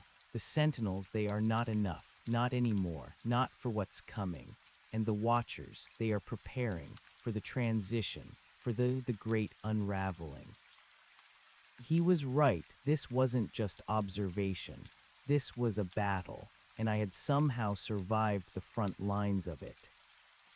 But the most chilling realization was this. I hadn't been pulled into the snow by a guardian seeking its component. I had been pushed into it. Something had thrown me, buried me, protected me, perhaps from the unfolding chaos, or perhaps from it. My head swam with a mix of terror and grim determination. I was alone, miles from civilization, high in a hostile mountain range, bearing an even deeper mark of an alien interaction, and now facing a reality far more dangerous than I had ever imagined. The convergence Thorne spoke of wasn't some distant, theoretical event. It was happening. It had almost happened right here. I had to get off this mountain, but not to run, not anymore. I had a mission, Thorne's mission. I had to find the other keys. I had to understand how to reinforce the shroud, how to prevent the bleed-through, how to stop the great unraveling. I began my descent, slowly, painfully, my muscles protesting with every step. My body ached, but my mind was sharper than ever, focused with a grim resolve. The silence of the mountain no longer felt empty. It felt pregnant with urgency, with a silent call to action. The journey back was even more grueling than the ascent. The snow was deeper in places, the cold more pervasive. I stumbled repeatedly, my body screaming for rest, for food, for warmth. But the image of the crimson spire, the battling guardians, and the monstrous, shadowy entity propelled me onward. The mark on my wrist burned, a constant internal fire that kept me moving. I found my Tacoma 3 days later, buried under a fresh layer of snow, but otherwise undisturbed. Its familiar shape was a profound comfort. I dug it out, shaking with exhaustion and cold, and started the engine. It sputtered, coughed, and then roared to life, a deep, reassuring rumble. I drove out of the Olympic Mountains, leaving behind the profound silence and the terrifying secrets of the Whispering Peaks. My destination was no longer random. It was Thorne's cabin, his journals, his maps, my new home, my new life, my new purpose. The drive back was a blur. I stopped only for gas and meager supplies, driven by a relentless urgency. I didn't want to see anyone, talk to anyone. I felt fundamentally changed, irrevocably altered. The world of ordinary human concerns felt distant, unreal, insignificant. When I finally reached Raven's Roost, late at night, the cabin was dark, silent, waiting. Silas and Martha were nowhere to be seen, likely asleep. I let myself in, closing the door softly behind me. The cabin, filled with Thorne's books and maps, felt like a sanctuary, a place where the impossible could be understood, could be fought. I shed my backpack, dropping it with a heavy thud. The gear, still inside its shielded pouch, now felt like a living entity, its silent coldness a profound connection to the vanished spire. I walked to the large wall map, the one Thorne had meticulously covered with his cryptic symbols and energy lines. I found the Whispering Peaks, the site of my recent ordeal. It was a cluster of lines, crisscrossed with urgent, handwritten notes by Thorne: Nexus, high flux, key location. And then I looked at the global map, a larger, older one that covered an entire wall. Thorne had marked other points, other clusters of energy, other rumored sentinel manifestations. Remote deserts, ancient jungles, forgotten mountain ranges across continents. Other keys Thorne had whispered in his dying breath. Ancient, powerful, buried. I understood now. The gear I possessed was a crucial component, yes, but it was just one piece of a much larger, global mechanism. And the mark on my wrist, now larger, glowing faintly with its internal crimson pulse, was not just a brand, but a powerful, active link, a sensory organ, a beacon perhaps, that connected me to this hidden global network of sentinels, guardians, and the accelerating convergence. My original, youthful desire to explore, to hike deep into the fuzzy places on maps, had been utterly consumed, replaced by a much darker, far more dangerous calling. I was no longer a curious wanderer. I was a student, a witness, an initiate, and now a reluctant yet resolute guardian of the veil. The sun rose, painting the towering redwoods outside the cabin in hues of orange and gold. But inside, I was already looking at a world beyond the sun, a world of shifting layers, of hidden dangers, and of an ancient purpose. Thorne's journals, scattered across the table, beckoned to me, filled with the promise of answers and the chilling certainty of much, much more to come. My journey had just begun. My new life was a solitary, methodical existence, punctuated by the rhythmic turning of pages and the hum of Thorne's instruments. The cabin, once just a refuge, became a sanctuary of knowledge, a fortress against the encroaching chaos of a reality I was only just beginning to comprehend. The towering redwoods outside, silent sentinels themselves, seemed to echo the ancient secrets contained within Elia's journals, now my constant companions. I devoted myself to Thorne's research, immersing myself in his meticulously catalogued observations. His journals were a labyrinth of data, hand-drawn maps, and intricate theories, spanning half a century of relentless inquiry. I learned about geomancy, the study of Earth's energy lines, and how ancient cultures had intuitively understood these invisible currents, building their megalithic structures on points of confluence. Thorne had mapped countless such sites, overlaying them with reported anomalies, creating a terrifying tapestry of interdimensional activity. My days began before dawn, fueled by strong black coffee and a relentless drive for understanding. I'd spend hours at Thorne's sprawling map table, tracing ley lines with my finger, cross-referencing celestial charts with dates of sentinel manifestations. The gear, nestled in its shielded pouch, was never far from my side. The black mark on my wrist, now larger and throbbing with a dull crimson pulse, served as a constant internal sensor. Its subtle warmth, a silent echo of the energies Thorn had so painstakingly documented.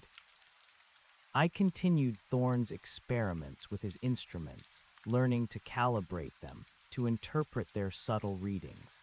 The EMF detector became an extension of my senses, its low whine signaling shifts in electromagnetic fields. The spectral analyzer revealed fleeting patterns of light and shadow, distortions in the air that hinted at the thinning veil. But it was the mark on my wrist that became my most reliable tool, an intuitive guide to the unseen. I could feel the telluric currents, the subtle vibrations in the earth, the presence of residual energies in places Thorn had marked as thin. Thorn's later entries, those scrawled in a frantic hand towards the end, were the most chilling. He spoke of the accelerating convergence, a term that now resonated with a terrifying clarity after my experience at the Whispering Peaks. He believed the veil wasn't just thinning, it was actively being worn away, not merely by natural cycles, but by an encroaching external force. He hypothesized about the Watchers, not the benign guardians, but something else, something from beyond, actively seeking passage. He had identified several other locations of immense power, places he suspected housed other keys. These were not mere parts of the Sentinels, like the one I possessed, but ancient artifacts, perhaps even living entities, capable of influencing the dimensional fabric itself. These keys, he believed, were crucial to either reinforcing the shroud or, if misused, completely tearing it apart. His most urgent final quest had been to locate a specific key in the American Southwest, deep within a vast, desolate desert. He called it the Sunken Heart. His research suggested it was a site of immense telluric power, a nexus comparable to the Whispering Peaks, but of a different, more volatile energy signature. It was, he believed, a primary defense node, a critical anchor for the dimensional barrier. His last journal entry, a desperate scrawl, warned of a deepening resonance, an unstable temporal flux at this location. The thought of leaving the sanctuary of the cabin filled me with trepidation, but the urgency in Thorn's final words and the searing memory of the shadow entity spurred me on. I had to find the Sunken Heart. I had to continue his work. The journey south was a stark contrast to the verdant wilds of the Pacific Northwest. Days blurred into a monotonous rhythm of driving, the endless highway stretching before me like a ribbon unraveling towards an unknown fate. The landscape shifted from towering forests to rolling hills, then to vast, arid plains, and finally to the stark, breathtaking desolation of the desert. The heat was oppressive, a dry, suffocating blanket that pressed down from a relentlessly bright sky. The air, devoid of the familiar dampness of the forests, shimmered with heat haze, distorting the distant horizons. But even here, in this seemingly barren landscape, Thorn's instruments registered subtle energy fluctuations. The mark on my wrist, usually warm, felt like a burning ember under the scorching sun, its crimson pulse intensifying with every passing mile deeper into the desolate expanse. The hum, though faint, was present even in the roaring wind, a dry, buzzing vibration that seemed to emanate from the very sand. Thorn's maps of the Southwest were less detailed, more speculative, hinting at ancient civilizations that had once thrived in this harsh environment, cultures that may have possessed a deeper understanding of the land's hidden power. He had identified a specific region in the middle of a national park, a vast, protected wilderness of canyons, mesas, and ancient rock formations, as the probable location of the sunken heart. It was a place known for its extreme temperatures, flash floods, and rattlesnakes, a formidable challenge even for experienced desert survivalists. I replenished my supplies in a dusty roadside town, stocking up on extra water, shade cloths, high SPF sunscreen, and a more robust first aid kit specifically for desert hazards. The locals, hardened by the unrelenting sun, gave me wary glances, their eyes holding a similar quiet knowing to those in Harper's Junction and Raven's Roost. They understood the harsh realities of their land, and perhaps some of its deeper, stranger secrets. Leaving the last paved road behind, I drove the Tacoma onto a barely discernible Jeep trail, the tires kicking up plumes of red dust. The landscape transformed into a maze of towering sandstone cliffs, deep arroyos, and vast, open flats dotted with sparse, thorny vegetation. The silence here was absolute, broken only by the crunch of my tires on the gravel and the distant, mournful cry of a hawk circling high above. The heat was merciless, even in the shade of the canyons. I quickly learned the desert's rhythm, resting during the punishing midday sun, hiking in the cooler mornings and evenings. My water consumption was immense, my body constantly craving hydration. The mark on my wrist continued to burn, a fiery core that seemed to draw energy from the sun itself. The gear in its shielded pouch felt strangely warm to the touch, no longer inert. Thorne's maps, though rough, proved invaluable. He had meticulously cross-referenced satellite imagery with ancient indigenous petroglyphs, identifying specific formations that resonated with telluric energy. My instruments, particularly the EMF detector, were increasingly active, their readings spiking near certain rock formations or deep within narrow canyons where the air felt unnaturally heavy.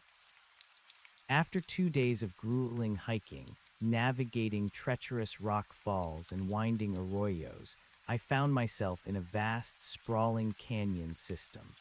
The walls, eroded by millennia of wind and water, rose hundreds of feet above me, painted in stunning hues of red, orange, and purple. It was a place of immense, breathtaking beauty, but also of profound, ancient power. The hum here was no longer subtle. It was a deep, resonant thrum that vibrated through the very bedrock, a palpable pressure that made my teeth ache and the air shimmer with invisible heat. The cold, that strange, localized cold, was also present, seeping from deep within the shadowed recesses of the canyon, defying the scorching desert sun. It was a disconcerting juxtaposition, a testament to the anomaly of the place.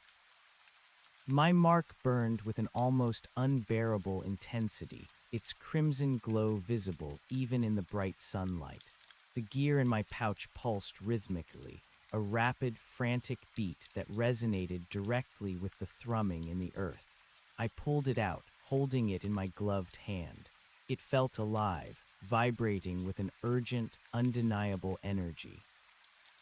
Following Thorne's most detailed, albeit cryptic map, I navigated a series of increasingly narrow slot canyons. The walls pressed in, towering above, blocking out the sun, plunging me into a cool, echoing twilight. The air here was heavy, charged, filled with a faint, metallic tang. Petroglyphs, intricate and faded, covered the canyon walls, depicting stick figures, spirals, and strange, star-like symbols that seemed to pulse with a hidden meaning. They were not merely art, they were records. Then I came to an abrupt halt. The slot canyon opened into a vast, circular cavern, carved deep into the heart of the mesa. It was immense, its ceiling lost in shadow, the air thick with the hum, now an overwhelming roar that throbbed directly in my chest. The walls of the cavern were smooth, polished, covered in more petroglyphs, some glowing faintly with an internal violet light visible through Thorn's goggles. And in the very center of the cavern, rising from a pool of impossibly still, black water, was the sunken heart. It was not a tower nor a monolith. It was a colossal crystal, hundreds of feet tall, shimmering with a deep, pulsating emerald green light. Its facets were impossibly sharp, perfectly geometric, refracting the dim light of the cavern into a dizzying array of colors. It pulsed with a slow, deliberate rhythm, a deep, silent beat that mirrored the thrum in the earth and the frantic pulsing of my mark. It was not stone nor rock, but pure, crystalline energy, a living, breathing heart of the mountain. Around its base, on the polished rock leading into the black pool, were more scorched circles, just like those in Harper's Junction and the Whispering Peaks, only these were massive, some dozens of feet in diameter, and hovering above them, patrolling the perimeter of the crystal, were dozens upon dozens of guardians. They were everywhere, a silent, luminous army of glowing orbs, drifting in synchronized patterns, their unblinking gaze fixed on the emerald heart. Their light was a soft, internal white, but through the goggles they shimmered with a distinct emerald aura, radiating a palpable sense of purpose, of tireless vigilance. The air around them twisted, rippled with visible energy, a vortex of raw dimensional power. My breath caught in my throat. This was it, a primary nexus, a critical defense node. The sheer scale of it was overwhelming, dwarfing even the Whispering Peaks. This wasn't just a sentinel. This was a fundamental component of the shroud itself, a pulsating, living barrier. The mark on my wrist burned, a scorching pain that threatened to incapacitate me. The gear in my hand pulsed with a furious, almost desperate energy, vibrating so violently it blurred in my vision. It was screaming, calling out to the crystal. I fumbled for Thorn's goggles, pulling them on. The cavern exploded with light. The emerald crystal pulsed with dizzying intensity, its facets throwing off dazzling flashes of color. The guardians through the goggles glowed with an almost blinding white emerald light, their shimmering aura a vibrant, turbulent field of energy. The air was a maelstrom of light, sound, and pressure, an overwhelming assault on every sense. The hum was deafening, a crushing weight that filled my skull, threatening to burst my eardrums. The cold here was not just localized. It was an all-encompassing, profound emptiness that seemed to suck the very warmth from the air, from my body, even in the heart of the desert. I remembered Thorn's last words, "The keys you have won. There are others, ancient, powerful, buried, the guardians they know." He believed this location held another key, one capable of influencing the entire network. I peered through the shimmering chaos, my eyes scanning the base of the emerald crystal. The water in the pool was impossibly dark, reflecting nothing, like a void. But just at the edge of the pool, submerged slightly beneath the surface, I saw it. A circular indentation, perfectly symmetrical, deeply carved into the crystal's base. It was much larger than the one on the Klamath monolith, perhaps a foot in diameter, and it glowed with a faint, internal violet light, a stark contrast to the crystal's emerald. It looked like a receptacle, a docking port. My gear, the small, charcoal gray piece, pulsed violently in my hand, its vibrations now so intense they rattled my bones. It was calling to that indentation, resonating with a profound, undeniable urgency. This wasn't the key. This was merely a component for the key. Suddenly, a guardian broke from its synchronized pattern, drifting silently towards me. It was larger than the others, its light more intense, its emerald aura more vibrant. It moved with a smooth, unhurried grace, its unblinking gaze fixed directly on me, on the gear in my hand. It emitted a low, resonant thrum, a sound that seemed to speak directly to the mark on my wrist, a silent, telepathic summons. I knew this was it, the moment of truth. Thorn had said the gear could either strengthen or weaken the veil, depending on intent, but he also said it was a component, not the master key. I had to know what the emerald crystal truly was and what its purpose served. I took a shaky breath, forcing myself to stand to face the approaching guardian. My heart hammered, a frantic drum against the deafening hum. The cold was absolute, the pain from my mark excruciating, but the curiosity, the drive for understanding, was stronger. This was what I had come for. As the guardian hovered before me, perhaps 30 feet away, I raised my hand, the gear pulsing violently in my palm. The guardian paused, its luminous body shimmering, its unblinking gaze unwavering. It emitted a sustained, intense thrum that seemed to vibrate through every cell of my body, a silent query, a profound recognition.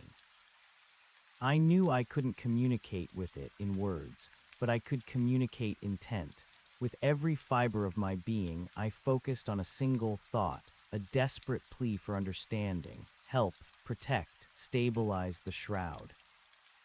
The Guardian's light intensified, and a thin, focused beam of pure white energy emanated from its center, striking the gear in my hand.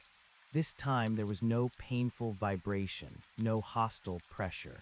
Instead, a surge of information, an overwhelming torrent of data, flooded my mind. It was not in words, but in pure sensation, in images, in abstract concepts. Vast cosmic cycles, the delicate balance of realities, the ancient, silent war against the encroaching chaos, the critical role of the sentinels as anchors, and the terrifying knowledge of the other side.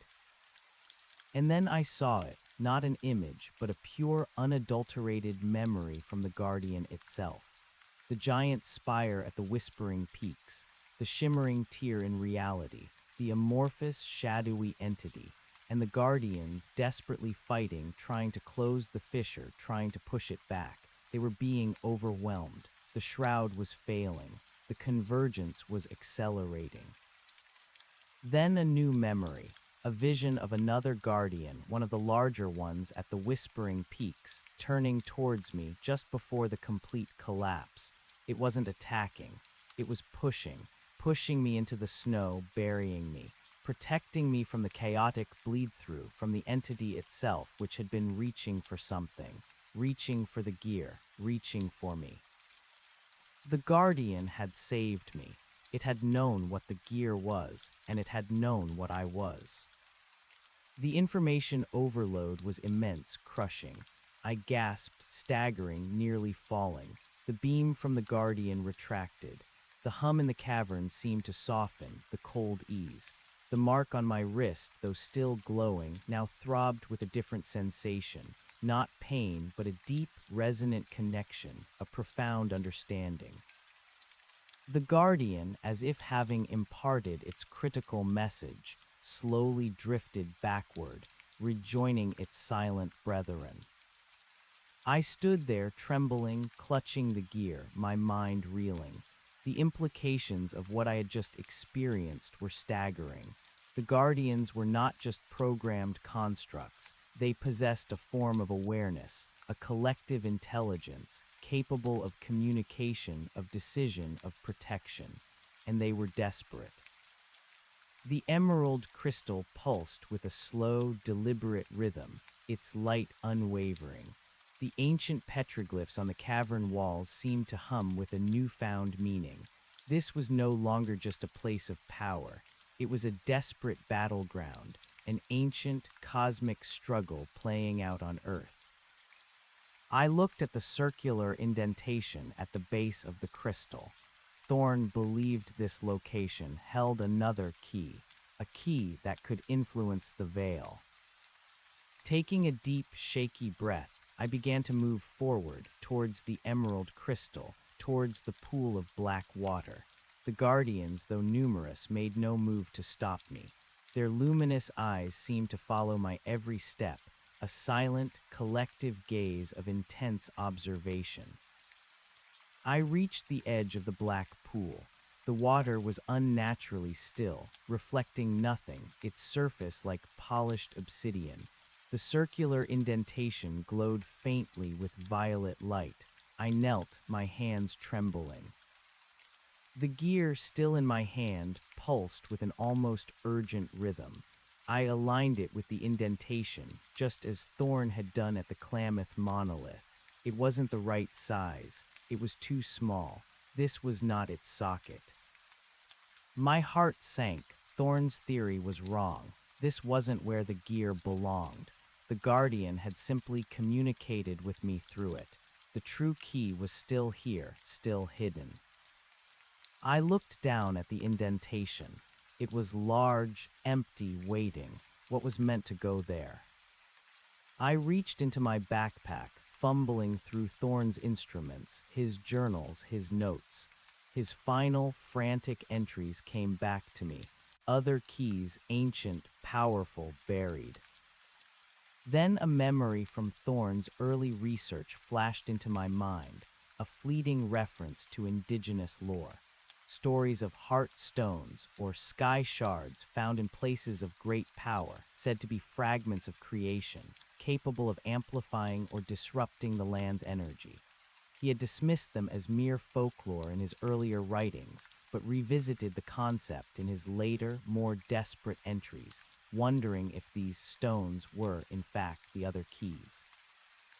I closed my eyes, focusing on the mark on my wrist, on the hum that resonated through the cavern, on the emerald pulse of the crystal. I tried to empty my mind, to listen, to feel. And then I felt it, a faint, almost imperceptible resonance, emanating from deep within the black water of the pool. It was a subtle vibration, a unique energetic signature, different from the ambient hum, different from the crystal's emerald pulse. It was a call. I opened my eyes, staring into the dark, reflective surface of the water. It was a void, fathomless, utterly still. Yet I felt the pull, a magnetic force drawing me to its depths. Without hesitation, I plunged my arm into the icy, black water. The cold was shocking, a biting, profound chill that seeped into my bones, more intense than any I had felt from the Guardians. It was the same cold that permeated the deep recesses of the Sentinels, an ancient, alien cold that seemed to originate from another dimension. My fingers, numb with cold, probed the murky depths. The water was unexpectedly deep, and the current, though subtle, was strong, pulling at my arm. I pushed deeper, guided by the internal compass of my mark, by the faint, resonant call. Then my fingers brushed against something, not rock, not sediment, something smooth, cold, and impossibly dense. It was large, oblong, and felt like polished obsidian. I gripped it, pulling it from the water. It was heavy, far heavier than its size suggested, a polished, jet-black stone about the size of my fist. It absorbed all light, seeming to cast a deeper shadow around itself.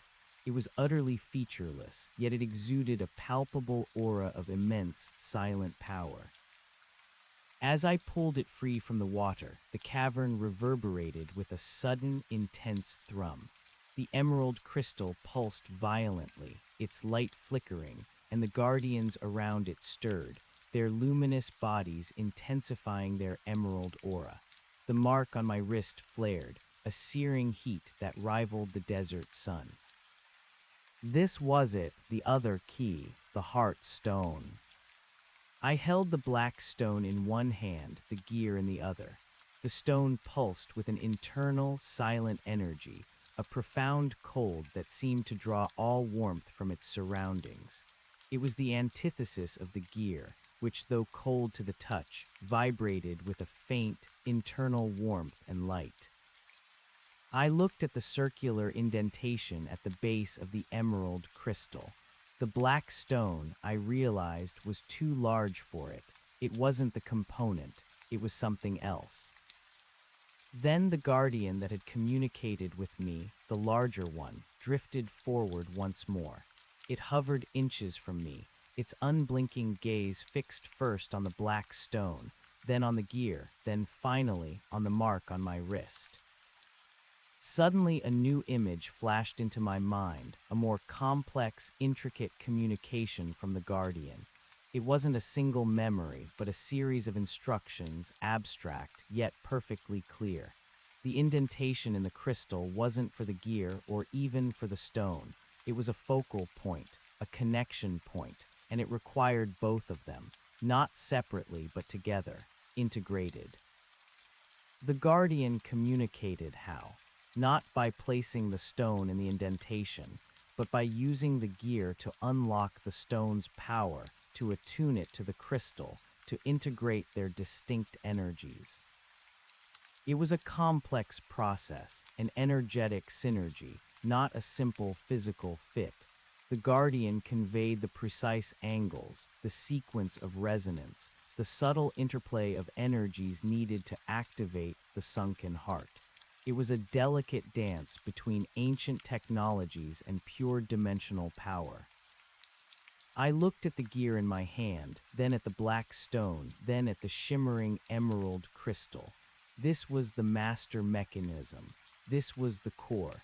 And I, a naive college graduate, was being asked to operate it. My hands trembled, but my resolve hardened.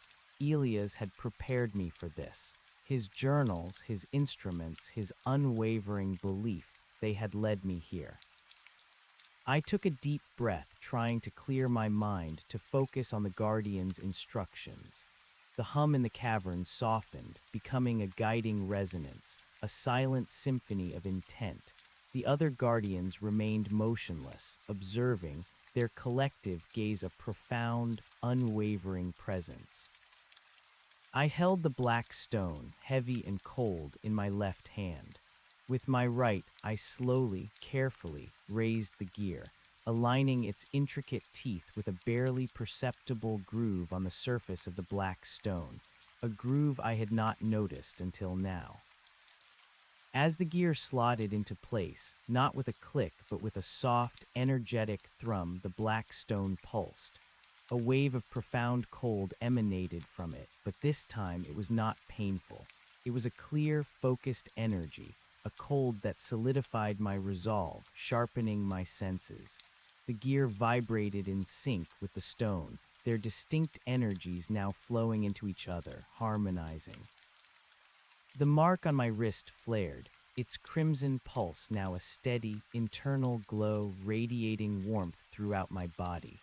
I felt a surge of pure, raw power, not my own, but flowing through me, a conduit of immense energy.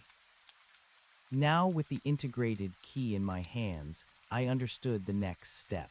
The Guardian's instructions were clearer, a direct neural pathway of pure knowledge. I raised the combined artifact, holding it directly over the circular indentation at the base of the emerald crystal. The indentation glowed fiercely with violet light, pulling at the artifact, drawing it downwards with an irresistible magnetic force. I lowered it slowly, carefully, until the integrated gear and stone hovered just above the crystal's surface. Then I pressed down, not into the indentation, but against the crystal itself. The black stone, with the gear embedded, settled flush against the emerald surface, a perfect, seamless fit. The cavern erupted with light and sound. The emerald crystal pulsed with blinding intensity, its light flooding the cavern, momentarily overwhelming my goggles. The hum, the thrum, the vibrations, they surged into an unbearable crescendo, a symphony of pure raw power that threatened to tear me apart. The cold solidified, a crushing pressure that enveloped me, sucking the very air from my lungs. But amidst the overwhelming chaos, I felt a profound sense of balance. a sudden, exhilarating realization that the immense energies were not destructive, but harmonized, stabilizing. The glowing petroglyphs on the cavern walls flared, their ancient symbols illuminating the immense space with a dazzling array of colors. The black pool of water rippled, not with movement, but with light, reflecting the shimmering, shifting patterns of energy. The guardians, numerous as they were, seemed to sing with a collective, silent chorus of triumph. Their luminous bodies intensified, and they began to move in a frenetic, celebratory dance around the activated crystal, their emerald aura swirling into a vibrant vortex. Then from the massive crystal, a single, immense beam of pure, emerald green light erupted, shooting upwards, piercing the ceiling of the cavern. It was a pillar of unadulterated energy, powerful enough to bore through hundreds of feet of solid rock, a beacon launched directly into the vast, indifferent sky above. This wasn't just a local stabilization. This was a global activation, a signal, a reinforcement. The energy surged through me, flowing from the integrated key through my mark into my very core. I felt myself expand, my consciousness stretching beyond the confines of my body, reaching out, sensing. And I saw, not with my eyes, but with a pure intuitive perception. I saw a network of lines, glowing with faint energy, crisscrossing the entire globe. Thorns lay lines, but far more complex, far more vast. And along these lines, I saw other points of light, other sentinels, other anchors. The vanishing tower at Harper's Junction, now glowing with a faint, stable light. The Klamath monolith, once again solid, pulsing with a deep blue hum. Other unknown sights, other keys, now also activated, humming in harmony with the emerald beacon. It was a global defense grid, an ancient, interconnected system designed to maintain the shroud, to protect our reality. And the emerald crystal, the sunken heart, was its core, its heart. And then I felt the shift, not just a stabilization, but a strengthening, a subtle yet undeniable thickening of the veil. The subtle hums of the guardians, the distant thrum of the earth, the entire symphony of hidden energies, they all shifted, settling into a new resonant frequency, a deeper, more stable harmony. The bleed-through, the tear in the fabric of reality seemed to recede, to mend. The oppressive malice, the residual fear of the shadow entity, it diminished, pushed back into the depths from whence it came. I had done it. I had activated the core. I had helped Elias, helped the Guardians, helped to reinforce the shroud. The light from the emerald crystal, though still intense, began to soften, to pulse with a more gentle, rhythmic beat. The deafening hum subsided, settling into a profound, soothing thrum that resonated deep within my chest, a sense of rightness, of balance restored. The biting cold eased, replaced by a cool, refreshing stillness. The Guardians, their emerald aura still vibrant, resumed their synchronized patterns around the crystal, their movements now calmer, more deliberate, their vigilance renewed. Their collective gaze, fixed on the stabilized crystal, seemed to hold a silent gratitude. My mark, the crimson pulse on my wrist, had also changed. It no longer burned with pain, but radiated a steady internal warmth. Its crimson glow had softened, becoming a deeper, more profound hue, intertwined with faint emerald threads, a permanent, undeniable connection to the activated network. It was no longer just a brand, it was a badge. I carefully removed the integrated key from the crystal. As it came free, a soft, almost imperceptible click resonated through the cavern. The emerald light of the crystal dimmed slightly, but remained active, its heart now fully awake, fully connected to the global grid. The black stone with the gear embedded felt heavy, solid, but now it pulsed with a faint, steady emerald glow, its internal cold muted, its power now attuned. The primary guardian, the one that had communicated with me, drifted forward one last time. It paused before me, its light gentle, its gaze conveying a final, profound message. The network is active, but the threat remains. It will return, it always does. This is but a temporary reprieve. You are now the keymaster. You must maintain the balance. You must seek the other vulnerabilities. You must learn. You must act. Then, with a final, silent nod of its luminous body, it drifted back, rejoining the other guardians, becoming one with the protective swarm. I stood there for a long time, clutching the integrated key, the black stone and the gear now fused into a single, pulsating artifact.